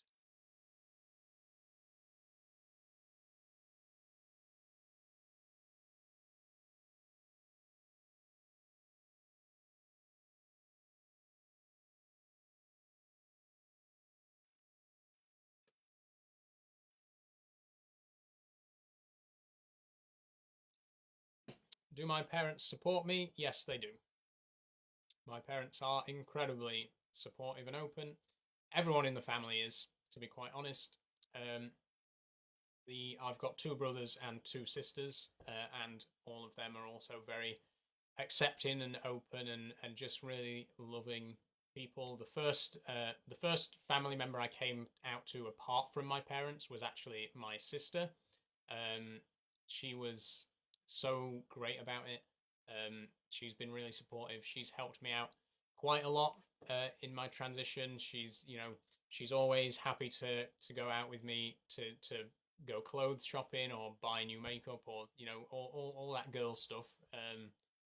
We do a lot of that together, which is really fun, and she's made me feel very, very welcome in my new identity. And again, same goes for my other brothers and sisters as well. They've all been absolutely brilliant about it.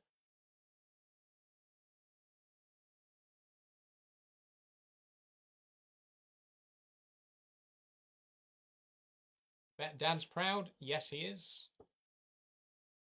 My dad actually follows me and has commented on a few of my videos, so if you want to see how proud he is, go look at one of my videos. He will probably be in there in the comments defending me.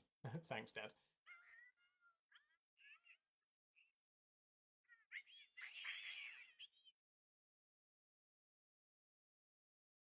It's lovely to hear you have a good support network. Yeah, I am very lucky, and I will be the first person to say that I have been incredibly lucky. I appreciate that for a lot of trans people, it can be very hard. Especially, if even one family member doesn't support you, it really hurts, right? And I do appreciate how lucky I've been that everyone in my family has been so open and accepting about it. And obviously, you know, my heart goes out to all the trans people out there who have been less fortunate and who don't have the support network that I've been lucky enough to have. Bargain Man says, I think you'll revert back eventually. Well, I mean, maybe I will. Who's to say? Maybe in 10 years I will. Again, it won't really make any difference to right here, right now, so... Why am I wearing a school uniform? You're the first person to comment on the fact that this looks a bit like a school uniform. I didn't personally even consider the fact, but I guess it kind of does look a bit school uniformy.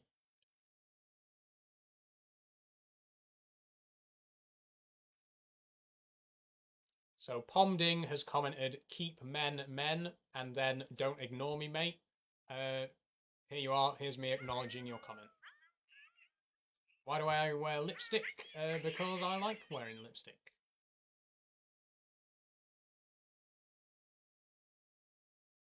What year school am I in? Well, I finished university 4 years ago, so I'm in like year 26 or something, I guess.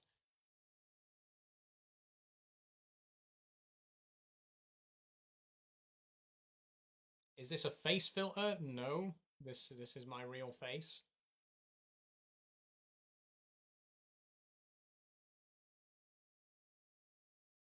You got a deeper voice than me, bruv. I'm sorry to hear that. How's my wardrobe that I built the other day? It's good. It's over there in between the windows over there. It's really does the job perfectly.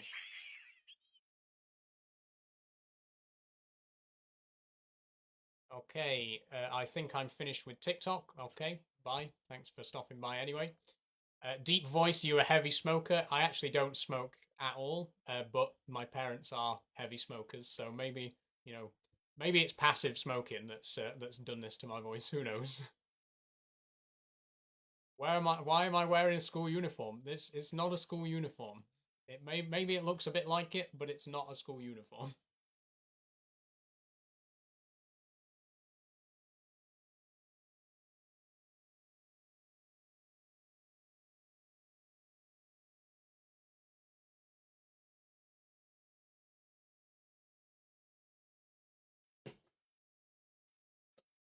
Roger G says, I admire the way you have. By and large, I kind of just ignore them. Well,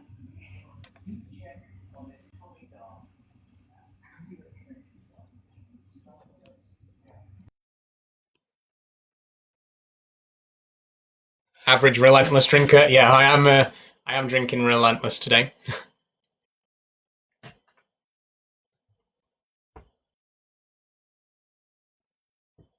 Where did I get my lipstick? My lipstick was a gift from my sister. Yeah, just a quick apology, Vanessa, if you're watching. I didn't actually mean to accept the live invitation. I'm sorry about that. I would like to do like live chats with other people in future, but for the time being, I'm just gonna keep things with just me. So sorry, I accidentally joined your live and then left.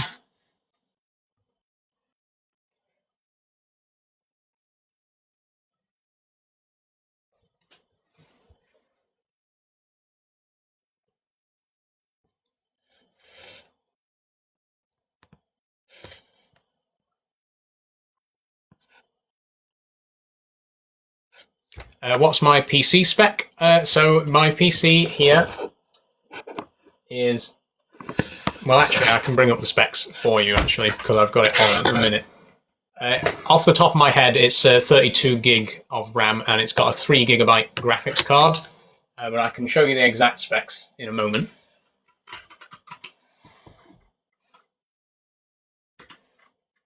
System information. There we go, I'll show you.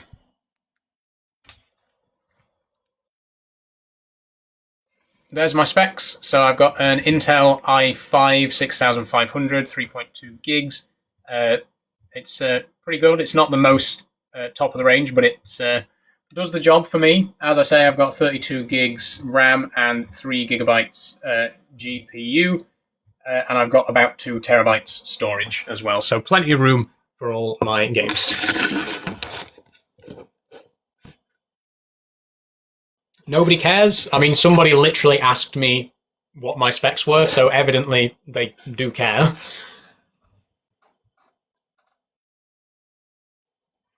I've got that. I got this PC. It's actually refurbished. I bought it about 3 years ago, I want to say.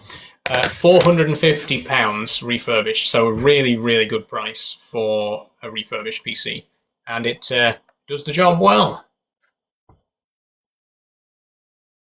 It plays everything that I want it to, anyway.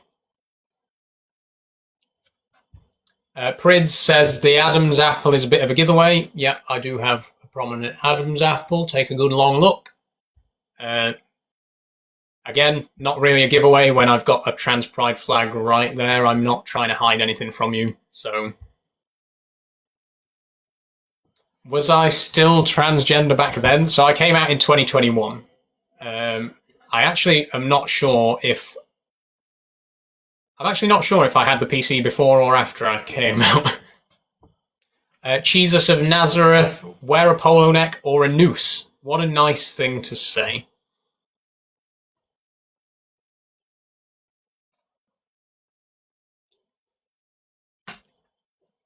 Michael Jackson, everyone comments that. Personally, I don't see it, but it's a comment that I get quite a lot, so I guess. Your hair's amazing, broski. Thank you very much.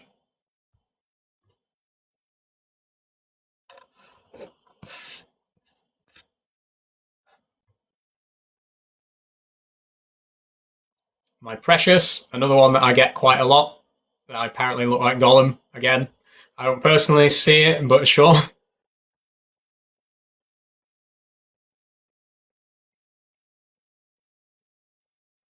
Don't let the haters get to you. Don't worry, I don't. Like, truly, I don't. I'll continue saying this because people say it to me all the time. I genuinely could not care less about any hate comments I receive. You know, they happen, and I just completely ignore them. Or if they're particularly interesting ones, I'll reply to them. Dobby from Harry Potter. I've heard that one a couple of times as well. Believe it or not.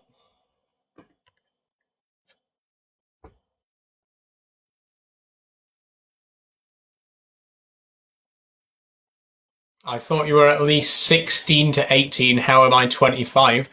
That's very nice of you to say. I'm guessing you're trying to say that I look quite youthful. That's very nice of you. What's the nicest compliment you've received? Probably that. someone thinking I was 18.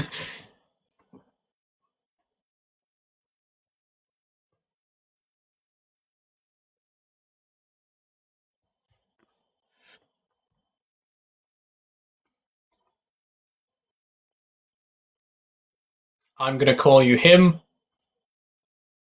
Okay.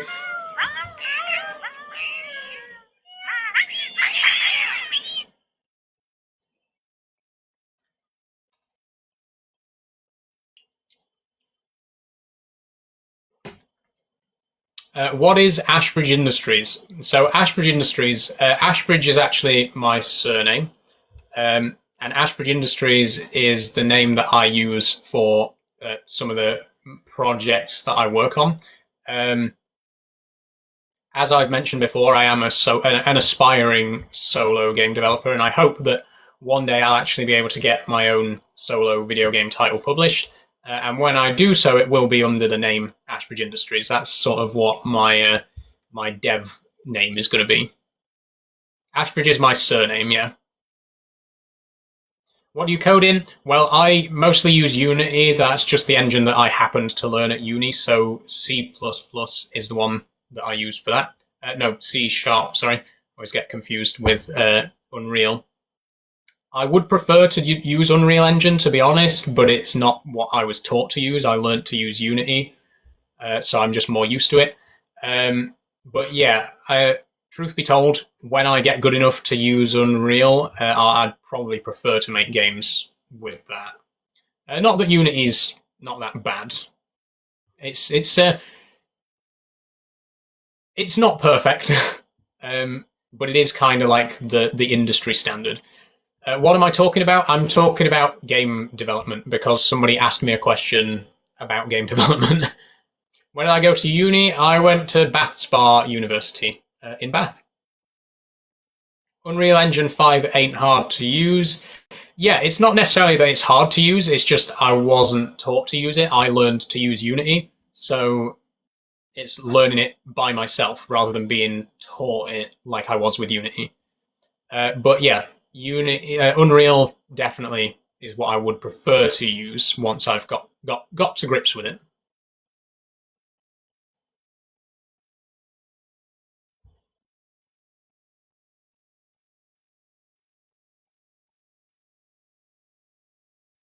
Do people you meet question your gender? Yes, they do, and then I tell them what it is, and then they use it. James Bernard, is that you? Yes, that is my previous middle names. I got them changed recently to Rose Ruby, but my previous full name was Saul James Bernard Ashbridge, yes. Why do I use lipstick? Because I like it. Have I produced any games in the past? None that are published, but I'm hoping that I will at some point. Apart from like university projects, which are not like release quality. Why is it so red? Because it's red lipstick. Hi, how are you? Asks Glyn Mayton. I'm fine, thanks for asking.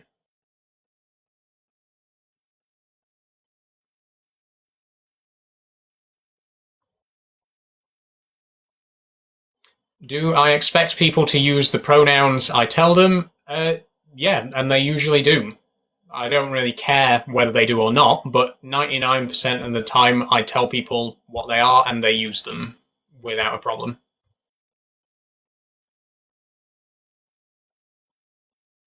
A lot of trans people don't like talking about their dead name. Does it not bother you at all?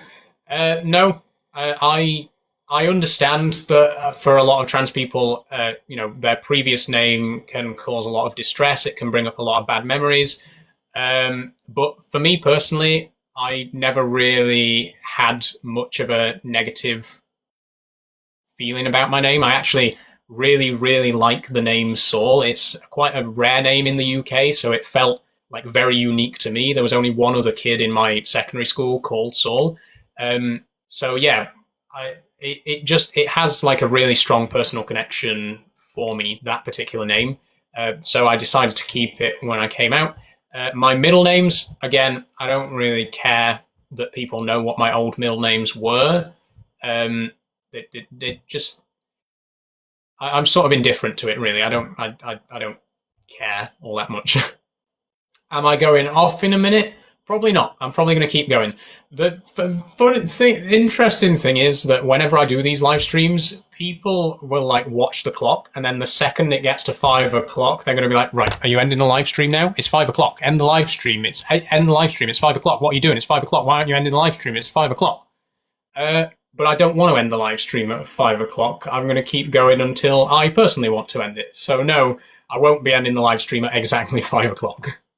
Am I going to Pride? Yes, I will be. My local Pride is not until August, but I will be going when we get there. Do I write stories for my games? Yeah, I do. I have quite a few ideas for games that I'd like to make. The one that I'm working on at the minute is one that I'm very passionate about. It's a pixel art game about bird watching. I'm a big fan of bird watching. My granddad got me into it. And yeah, I do try to like come up with the story first before I come up with the mechanics. Although sometimes it is the other way around. But obviously, because my ambition is to be a solo developer, you kind of need to do everything yourself. Like, you need to know how to make every single aspect of the game by yourself. It's a very like holistic approach.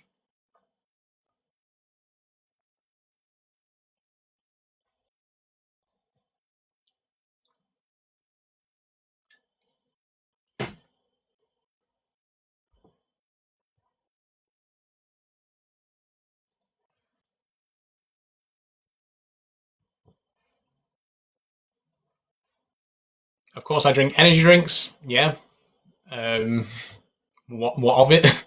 To be like, is there some like association of energy drinks with what I'm doing? What am I doing this weekend? I'm going to stop at my mum's, my stepmom's tomorrow night to watch Doctor Who with her and my sister. We always watch Doctor Who on the weekends. Really loving the new series so far.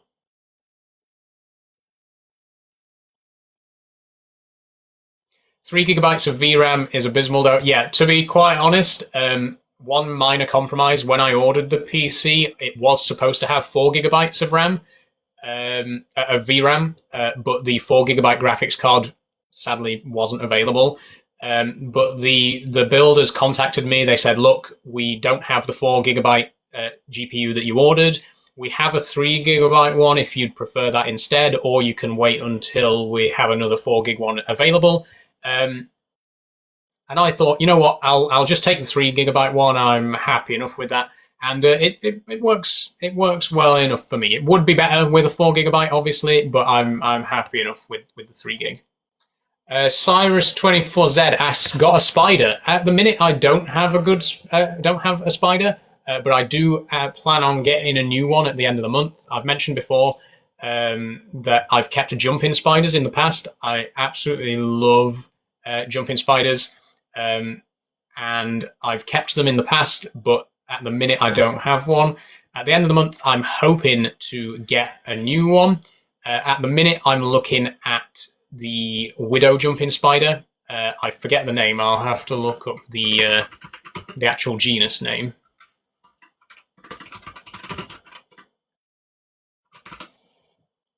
Phidippus ardens is the spider. I'll show you some pictures. If you're afraid of spiders, look away now. So this is the Phidippus ardens, the widow jumping spider. This is the spider that I'm hopefully going to be getting at the end of the month. As you can see, they're very tiny, but very, very cute spiders. So yeah, that's probably what I'm going to be getting. And obviously I will be doing videos about the spiders when I get them. It's something that I'd love to be able to talk about here on TikTok. So yeah, I will keep you updated on my progress with that.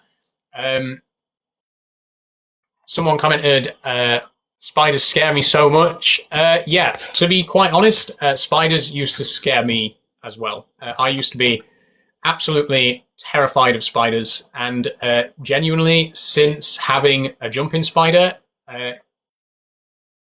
that has changed a lot. Like, it's surprising how much you can sort of tackle that fear by actually having a pet spider, right? And I feel today I'm a lot less scared of spiders. I'm a lot more willing to approach spiders than I was before, purely from the fact that I've owned spiders and I've handled them and, you know, gotten to know them a bit more. And especially jumping spiders are just They're so cute. They've got huge puppy dog eyes. They're really amazing creatures. They're really intelligent, to be quite honest.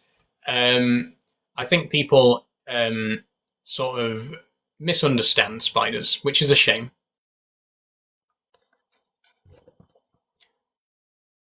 Someone says you're lying about your live times. No, I'm not. I'm not going to end the live stream just because it's 1 minute past 5. If you want to stop watching the live stream, then just stop watching it. But as long as people are still asking questions, I'll carry on answering them.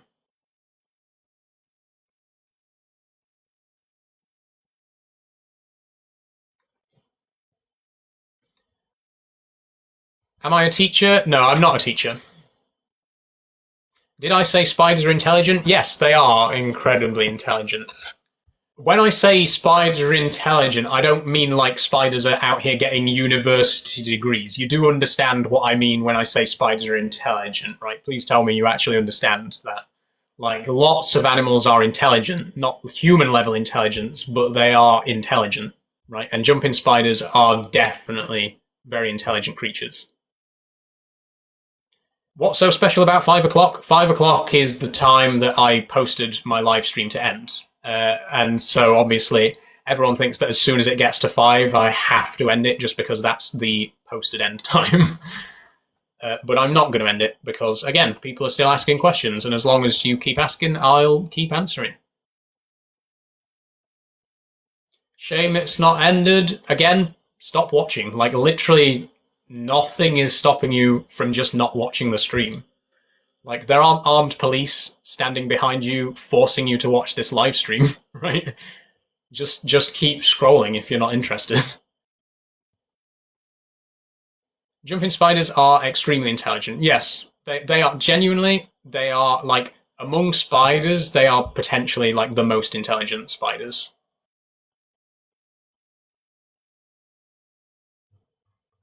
Why are people so rude? They've just got nothing better to do, let's be honest.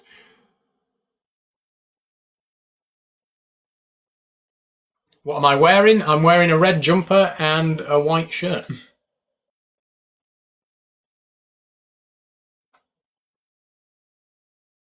How's the PS1? The PS1's good. I'll show you again.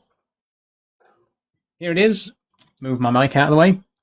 We got this set up earlier in the stream and gave it a test drive, and it is in perfect working order. And we've played a little bit of my favourite game, Abe's Exodus. Hey bro, love the lipstick. Thank you very much.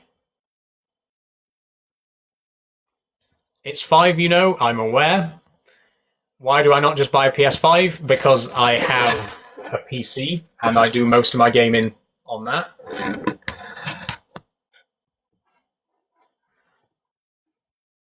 The voice, yes, I do have a rather deep voice. I'm well aware of it.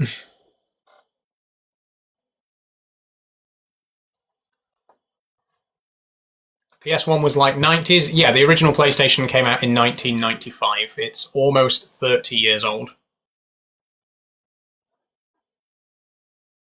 But I'm a big fan of retro consoles, retro gaming.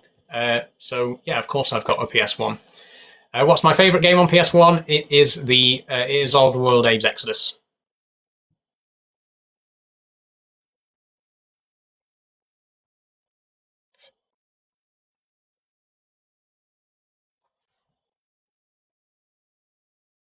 Max V49 says hi. Hi.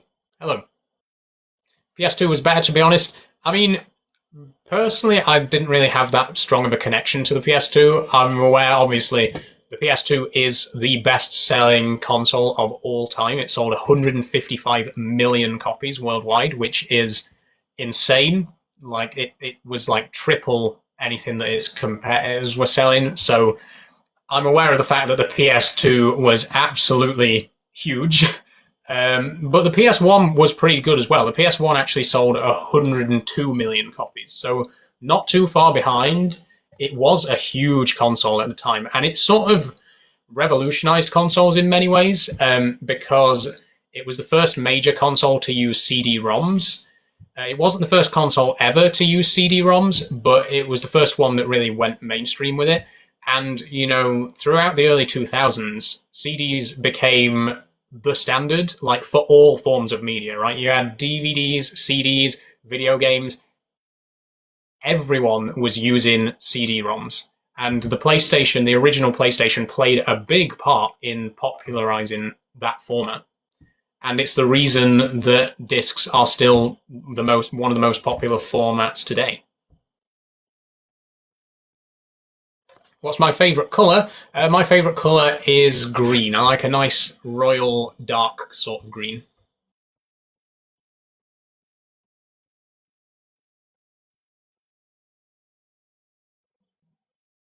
See you, enjoy your day, says Just a Bored Guy. Thanks very much, enjoy your day.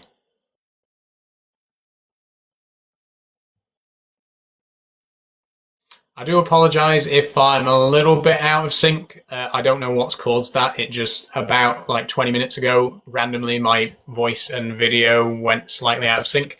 And I don't really think there's any way to fix it without restarting the stream, which I don't want to do. So I apologise for that. Purple is good. I'm a big fan of purple as well. I do like purple. I like your hair, says Glyn. Thank you very much.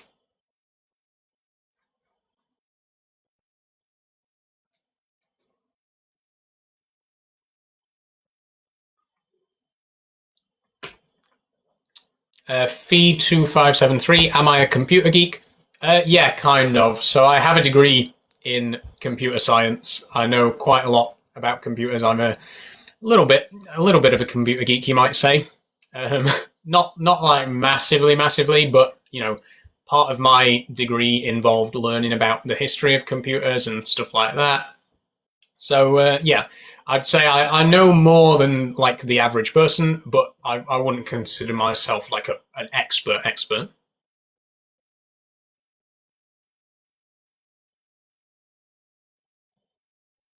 No, I understand you weren't being rude. Perfectly valid question.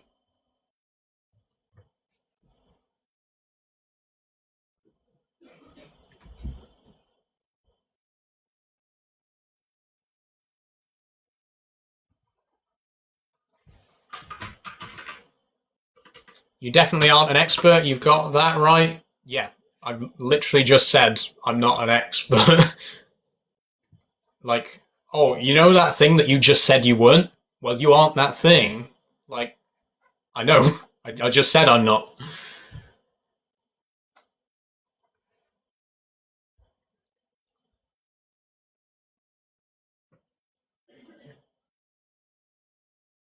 Vicky Bash says hi. Hi. Hello. Welcome to the stream. Will I ever get surgery? No, I don't plan on getting any surgery.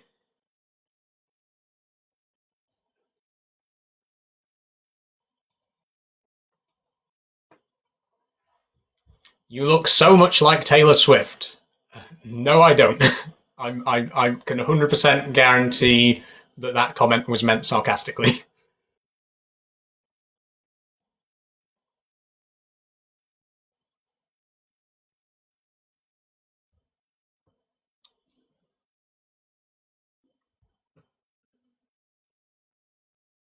Do I respect women's boundaries? Yeah, I respect everyone's boundaries. Bit of a strange thing to ask.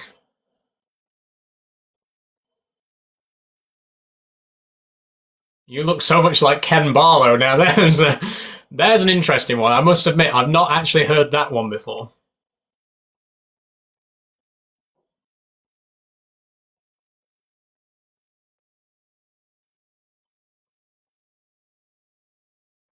Robin Thorpe says, hey, new viewer, hello, welcome to the stream. Hope you're enjoying. And Glyn says, you cute. Thank you very much, Glyn.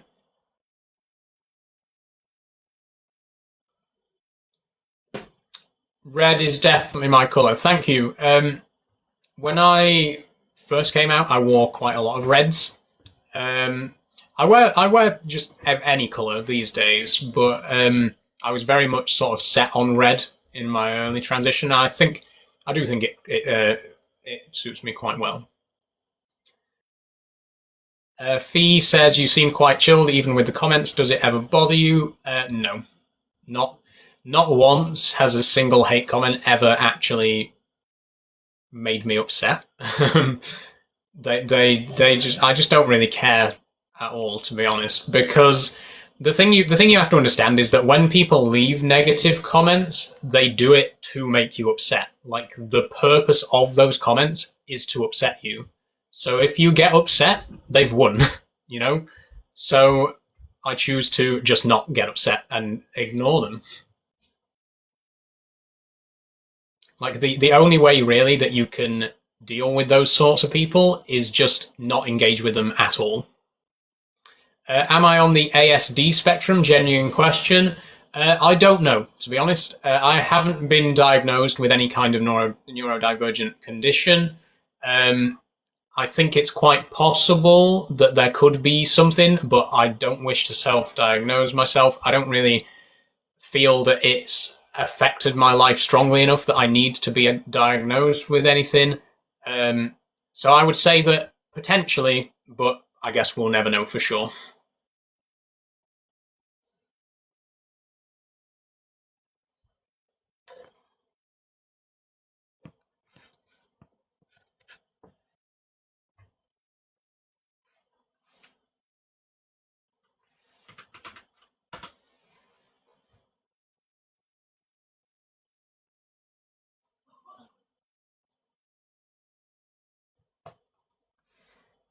What are my weekend plans? Anything nice? Yeah, I'm gonna go to my stepmom's tomorrow. I'm gonna stop for the night, and we are gonna watch Doctor Who. So those are my weekend plans. Oh, it's actually just a sec. It started raining quite badly outside. You probably can't see on camera, so I'm just gonna have to go and close my window before the rain gets in. I'll be back in 1 sec.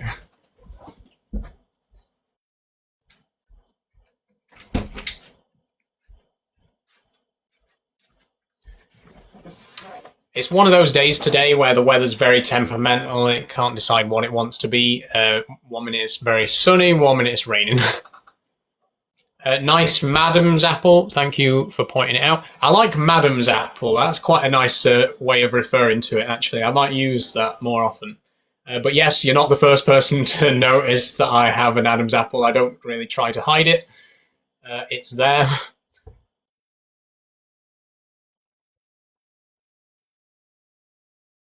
This is so pointless. I don't think so. So the purpose of me doing these Q&As, genuinely, just to get real for a second, um, is because I genuinely want people to understand me and trans people better. Now, of course, there are people out there who don't want to understand and will not even make the effort to try and understand. But there are people who sort of they don't know enough about trans people to make a judgment, and they want to ask questions. And that's genuinely why I want to do this, is because I want people to have an opportunity to ask those questions and to understand me better. And I mean, you can see from some of the comments I've got, Ryan Moore '03 says, haha, some people are just never going to listen. Some people you can speak for years and years and years and they will never open their mind and try to understand. But, there are genuinely people out there who want to understand me more, and I want to help those people to understand me more. And that's why I do these live streams. That's why I answer those questions, so that you can hopefully get a better understanding of trans people in general.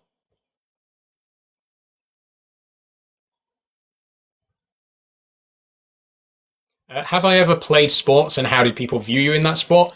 So I haven't played any sports since coming out. In fact, I haven't really played much sports generally.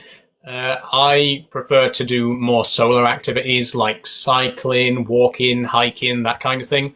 So I don't really do much sport, to be quite honest. God created Adam and Eve. Okay, I'm not religious myself, but if that's what you believe, then sure. Tom Allen says, nothing wrong with being trans, but trans people should also be respectful of straight people. I think I am respectful of straight people. And I think, especially in the current political climate, the media tries to, push this agenda, this narrative that trans people are all evil and that I'm going to come and convert your kids and force you to accept me and whatever. And that's just not true. The reality is that I'm just trying to live my life. I just want you to let me live my life, and I'll let you live your life. And despite what the government, despite what the media tries to tell you about people, about trans people, 99% of it is untrue. I'm just a person trying to live my life and go about my business.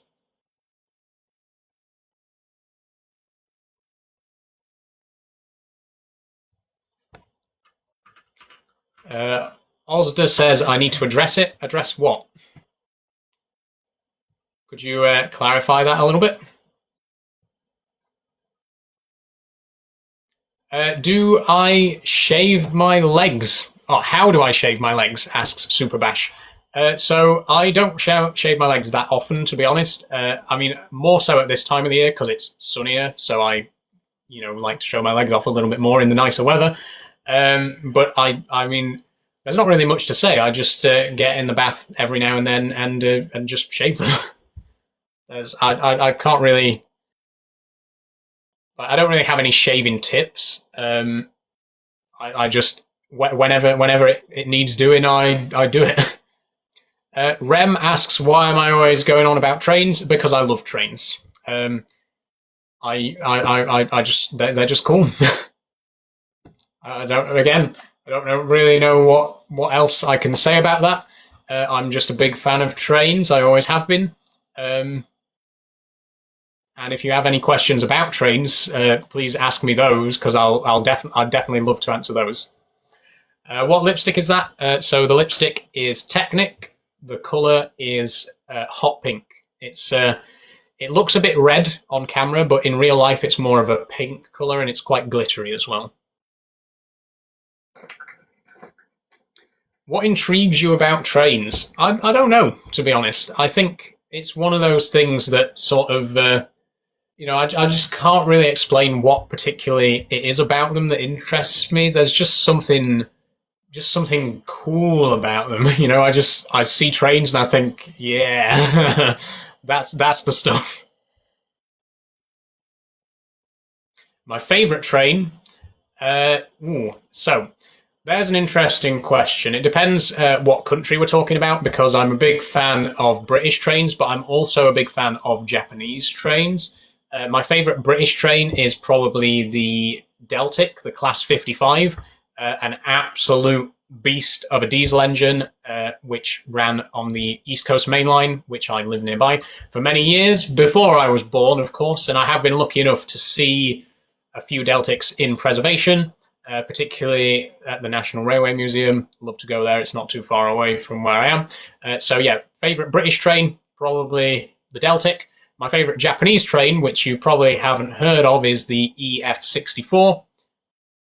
It's an electric locomotive with 6 axles. Again, if you're not interested in Japanese trains, you probably won't have heard of it, but that's my favourite Japanese loco.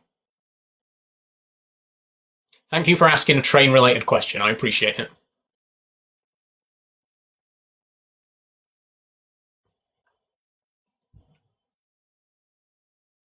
I've been on the Orient Express, which was pretty special. I'd love to try a long-distance train journey like that. I've never actually been abroad. I've mentioned in previous live streams, I've never actually been outside the UK, so I haven't had a chance to actually ride international trains, but I would love to at some point. The Orient Express, obviously, an absolutely amazing luxury rail tour. But even here in the UK, there are some luxury rail tours that I'd like to do as well, like the West Highland. I can't remember what the name of the line is. From Fort Mallaig to I've completely forgotten the name. You probably know which one I'm talking about. Let me Google it.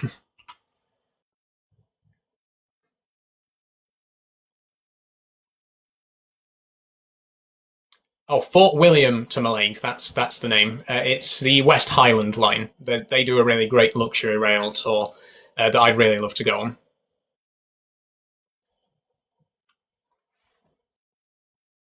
Am I okay? Yeah, I'm fine.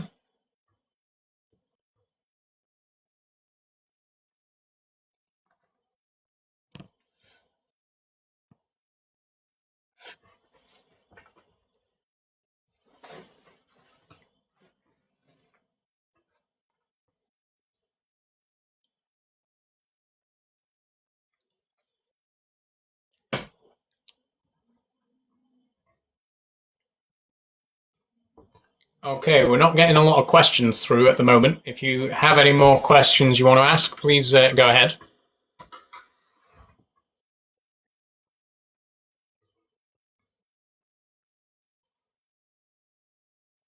And obviously, if the questions are starting to wind down, then we might start to bring the stream to a close quite soon. But if you do have any more questions to ask, get asking, and I will answer. Aquarius Lady, shout out to Aquarius Lady, by the way, one of my wonderful mods. Thank you for helping keep control of some of these comments. But you've asked, what's my favourite animal? I think my favourite animal is probably the stoat. I love stoats. They're a little bit like weasels, but cuter. Um, Maybe not the answer you were expecting, but yeah, stoats. Stoats are good. I love stoats. How long have I been playing the piano? Asks Cheggers21. I've been playing the piano for somewhere between 8 to 10 years. I can't actually remember exactly how long, but I started playing piano about a decade ago. I originally started with keyboards, and then I got my first acoustic piano in 2021. If you ever need another mod, I'm happy to help. Thank you very much for the offer, Fee. If just a quick message to anyone out there, if you do want to be a mod for me, then please drop me a direct message. People do tend to offer in the middle of a live stream, and I don't really have the ability to go back and find everyone who asks. So if you do want to be a mod for my live stream, then please do DM me, and I will get back to you on that. And I could always do with more. I've got 7 mods at the minute, so yeah, more are always welcome.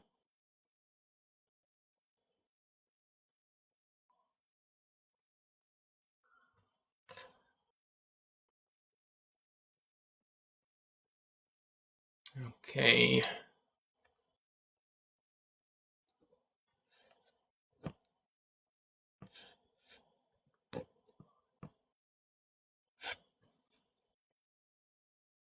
Okay, so there's a bit of a lull in the questions again.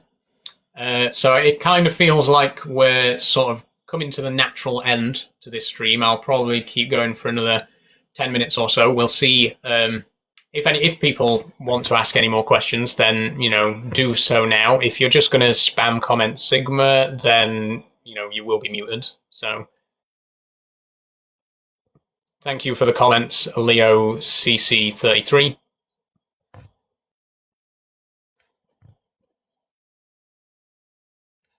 It's not a rude word, it's just a word, but trolls like to use it a lot. What are my pronouns? Asks Franklin. Thank you for the question. My pronouns are she and her. How long since I came out? Asks Lawsy Hamers. I think I'm pronouncing that right. I came out in July of 2021, so just over 3 years ago. Just under 3 years ago, sorry.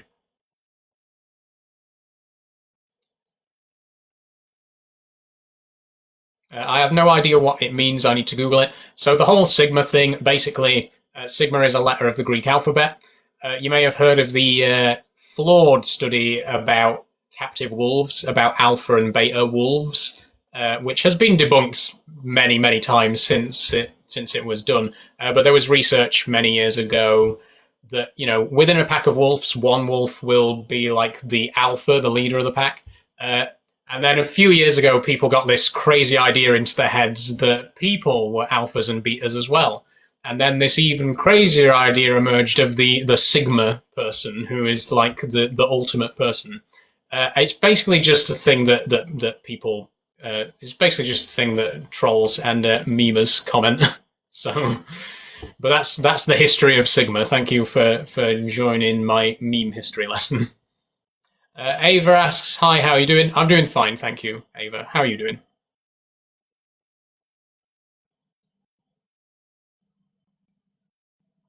Wasn't expecting to deliver a meme history lesson today, to be quite honest, but there we go.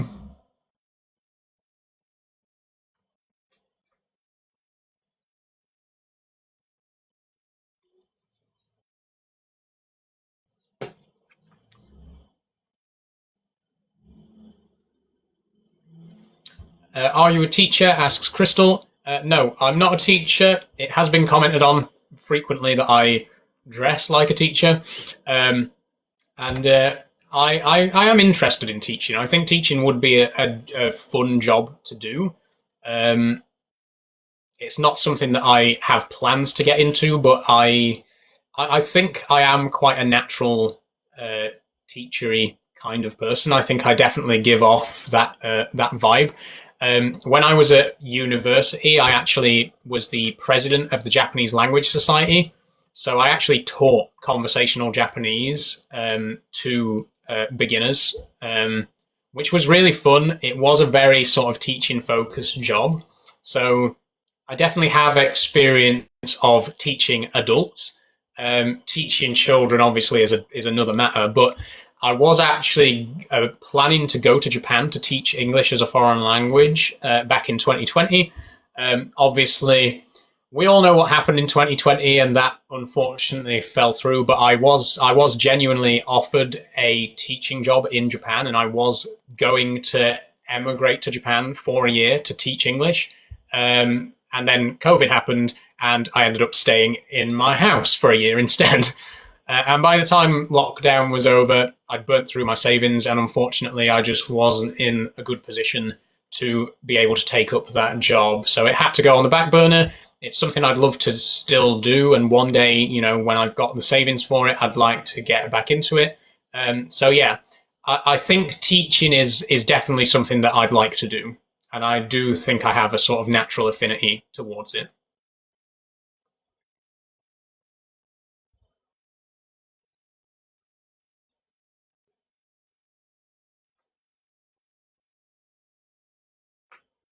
Glyn says, "I wish I could learn the piano." Honestly, it's not too hard. It's purely just time and patience. I don't actually have any formal education in piano. I haven't taken piano lessons or anything like that. My piano ability is entirely self-taught. It's just one of those things where you practice enough, you'll get better at it.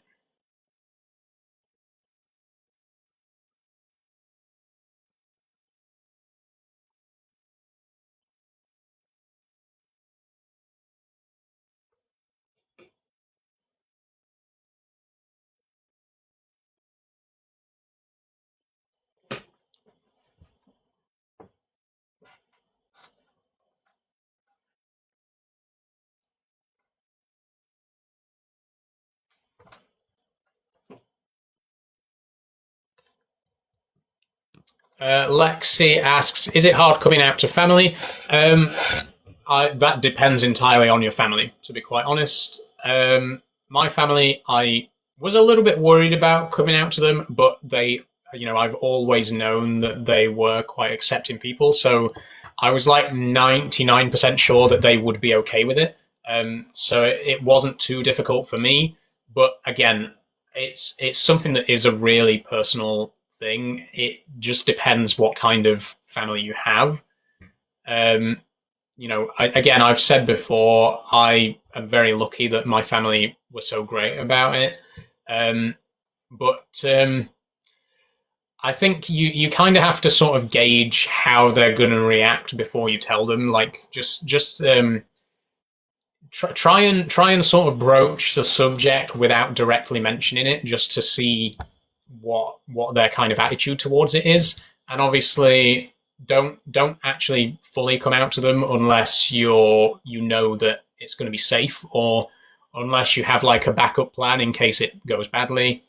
um, you don't want to risk like being chucked out because your parents are hateful people who just can't accept who you are, right? So unfortunately, it is one of those things where if you're not in a safe environment to come out, you just need to hold on and try to keep it, try to keep it hidden until you get into that safer space. And unfortunately, for a lot of people, that is something that they struggle with. A lot of people do have to wait until they get into that more safe environment.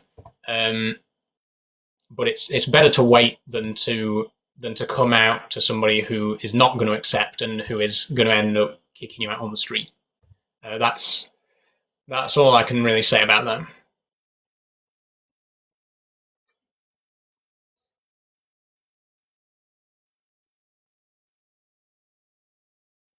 Did you ever work as a programmer? So I've not had an official job as a programmer, but I did, again, study game design at university.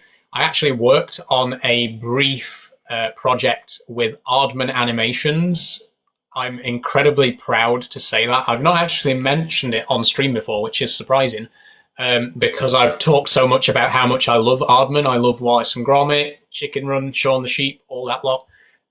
But during my second year of university, we actually did a little bit of it was kind of like work experience kind of thing. So I actually got to work with Aardman Animations and develop a prototype for a Shaun the Sheep mobile game. It was so amazing. It's one of the most amazing experiences I've ever had that I actually got to work with Aardman Animations. It just a dream come true. That's the closest I've actually got to working in industry, though. I haven't had any game-related jobs since university, but that's the field that I want to get to, right?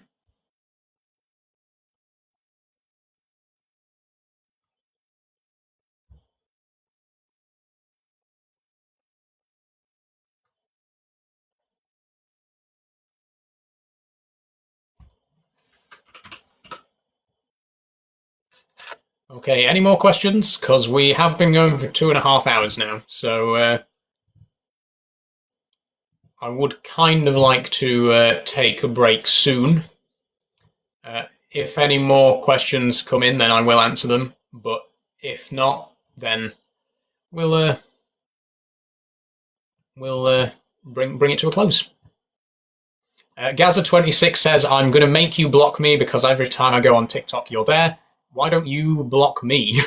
Like, instead of asking me to block you, why don't you just block me?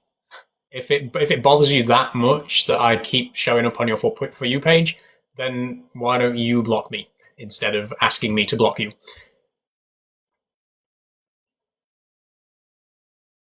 Just ruined my day. Sorry to hear that. SS. I mean, your name's SS, so I mean that probably says everything. To be quite honest,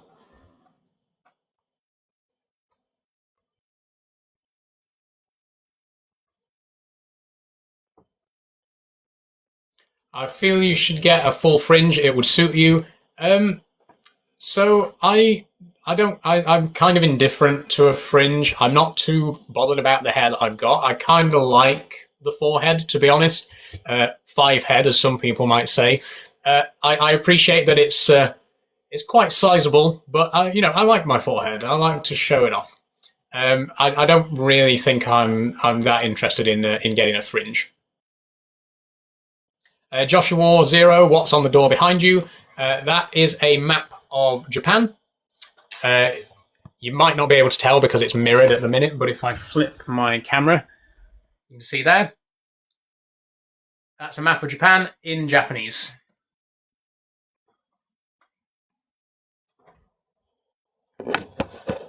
BHS, I wasn't mean about your forehead. No, I know, I know. I again, it's just I don't personally really fancy having a fringe. Maybe I'd look good with one. I don't know, but it's I just I'm happy enough with what I've got.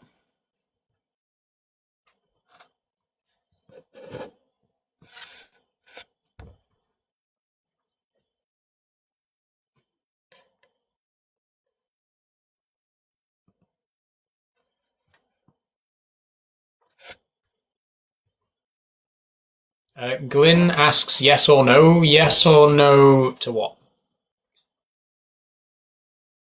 I didn't see your previous question. I apologize for that. If there are any questions that I don't read out, it's probably because I haven't seen them. But feel free to ask again. Every cell in the body contains your original gender DNA. Sure. But funnily enough, externally, the only thing that really separates males and females is the balance of hormones. Like, literally, everyone has testosterone and estrogen inside them, and the only thing that makes your body look a certain way is which one is more dominant. Like, that's it. It actually, your DNA matters very little to how you appear externally. All you have to do is tip that hormone balance, and that you achieve the results you want. And that's scientific fact. Internally, it's completely different. Yes, but you can't see my insides. I don't walk around with my insides out, so it doesn't really matter. Do you get money out of these streams? I'm new to TikTok and love these lives. So at the moment, I get a little bit of money from stream gifts. People do gift me coins on stream. I've made a couple of pounds here and there. But in general, I don't make any big money at the moment. I am intending to pursue some kind of monetization in the future, although I don't exactly know what yet. I'll come back to that. I just need to interrupt to answer this comment from Spartan MT, who says women walk differently because the bone shapes are different. Actually, if you speak to archaeologists, it's very hard to tell whether someone's male or female just from their bones. Like, you've been told that it's very easy, but it's actually not. It's actually a lot harder than you've been led to believe to tell someone's gender, sex just from the bones. But anyway, going back to what I was saying earlier, monetization is something that I do want to pursue. I can offer TikTok subscriptions directly, but I'm more leaning towards Patreon. I think I'd quite like to do Patreon because if anything happens to this TikTok account and it gets shut down, I'd have a second place to continue from and rebuild from. So at the minute, if you do want to support me financially, you can donate coins on the TikTok Live. But in terms of something more permanent, like a subscription service, I'm looking at my options, but there's nothing yet.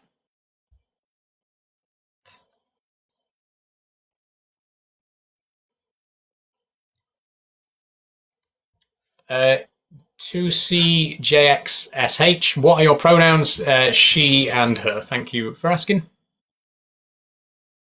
I think Glyn is desperate to know if you have a partner. I'm genuinely not seeing these questions. I don't know if they're being muted or hidden or deleted.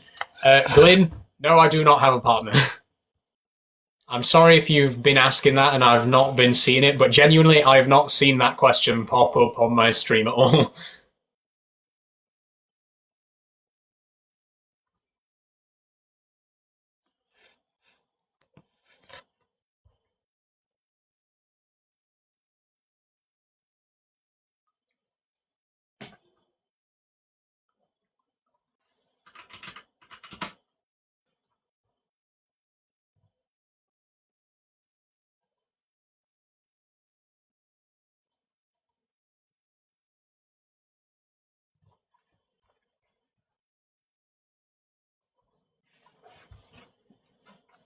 Okay. Any more questions? Oh, here's one. Josh again asks, are you having surgery or anything? No, I don't plan on having any surgery.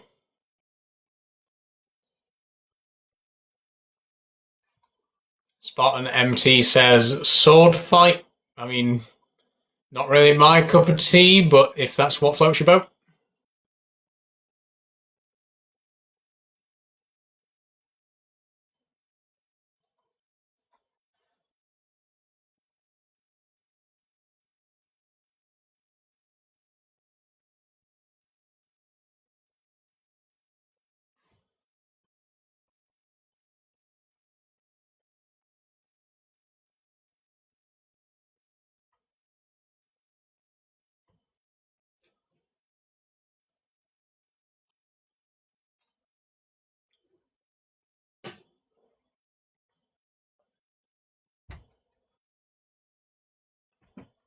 Okay, so it does seem like we have run out of questions at this point, and we have been going for over 2.5 hours now. So I will bring this live stream to a close, I think.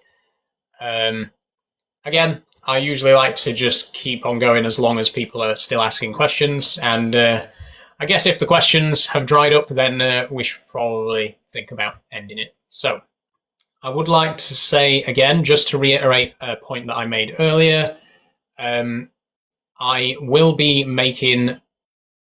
I don't know if it'll be next week, but I will be making a video soon to talk about what my options are when it comes to monetization.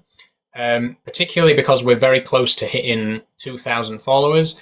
I was hoping we might reach it in today's stream, because the streams recently I've been getting like 200 followers per stream, which is really great. But unfortunately today's stream hasn't performed quite as well, so it doesn't look like we're going to hit it today. But I am confident that we will be getting to 2K next week. Once again, there will be 3 live streams on Monday, Wednesday, and Friday, so plenty of opportunity to rack up some new followers. But yeah, so next week, hopefully, I will be doing a 2K milestone video. It has only been 2 weeks since we hit 1K, so we've almost doubled in a fortnight, which is incredible. Thank you all again for following and for supporting me. Once again, if you do want to see more of my content, then please feel free to follow. I do streams and videos. I'm going to be, from now on, hopefully doing 3 videos and 3 streams a week. Eduardo says, why deleting comments? What happened to freedom of speech? Well, the thing is, Eduardo, I am not the government. So I don't legally have any responsibility to not censor your comments. You know, if you say something that I don't like, I can just delete it. That's not actually how freedom of speech works. I hope that helps.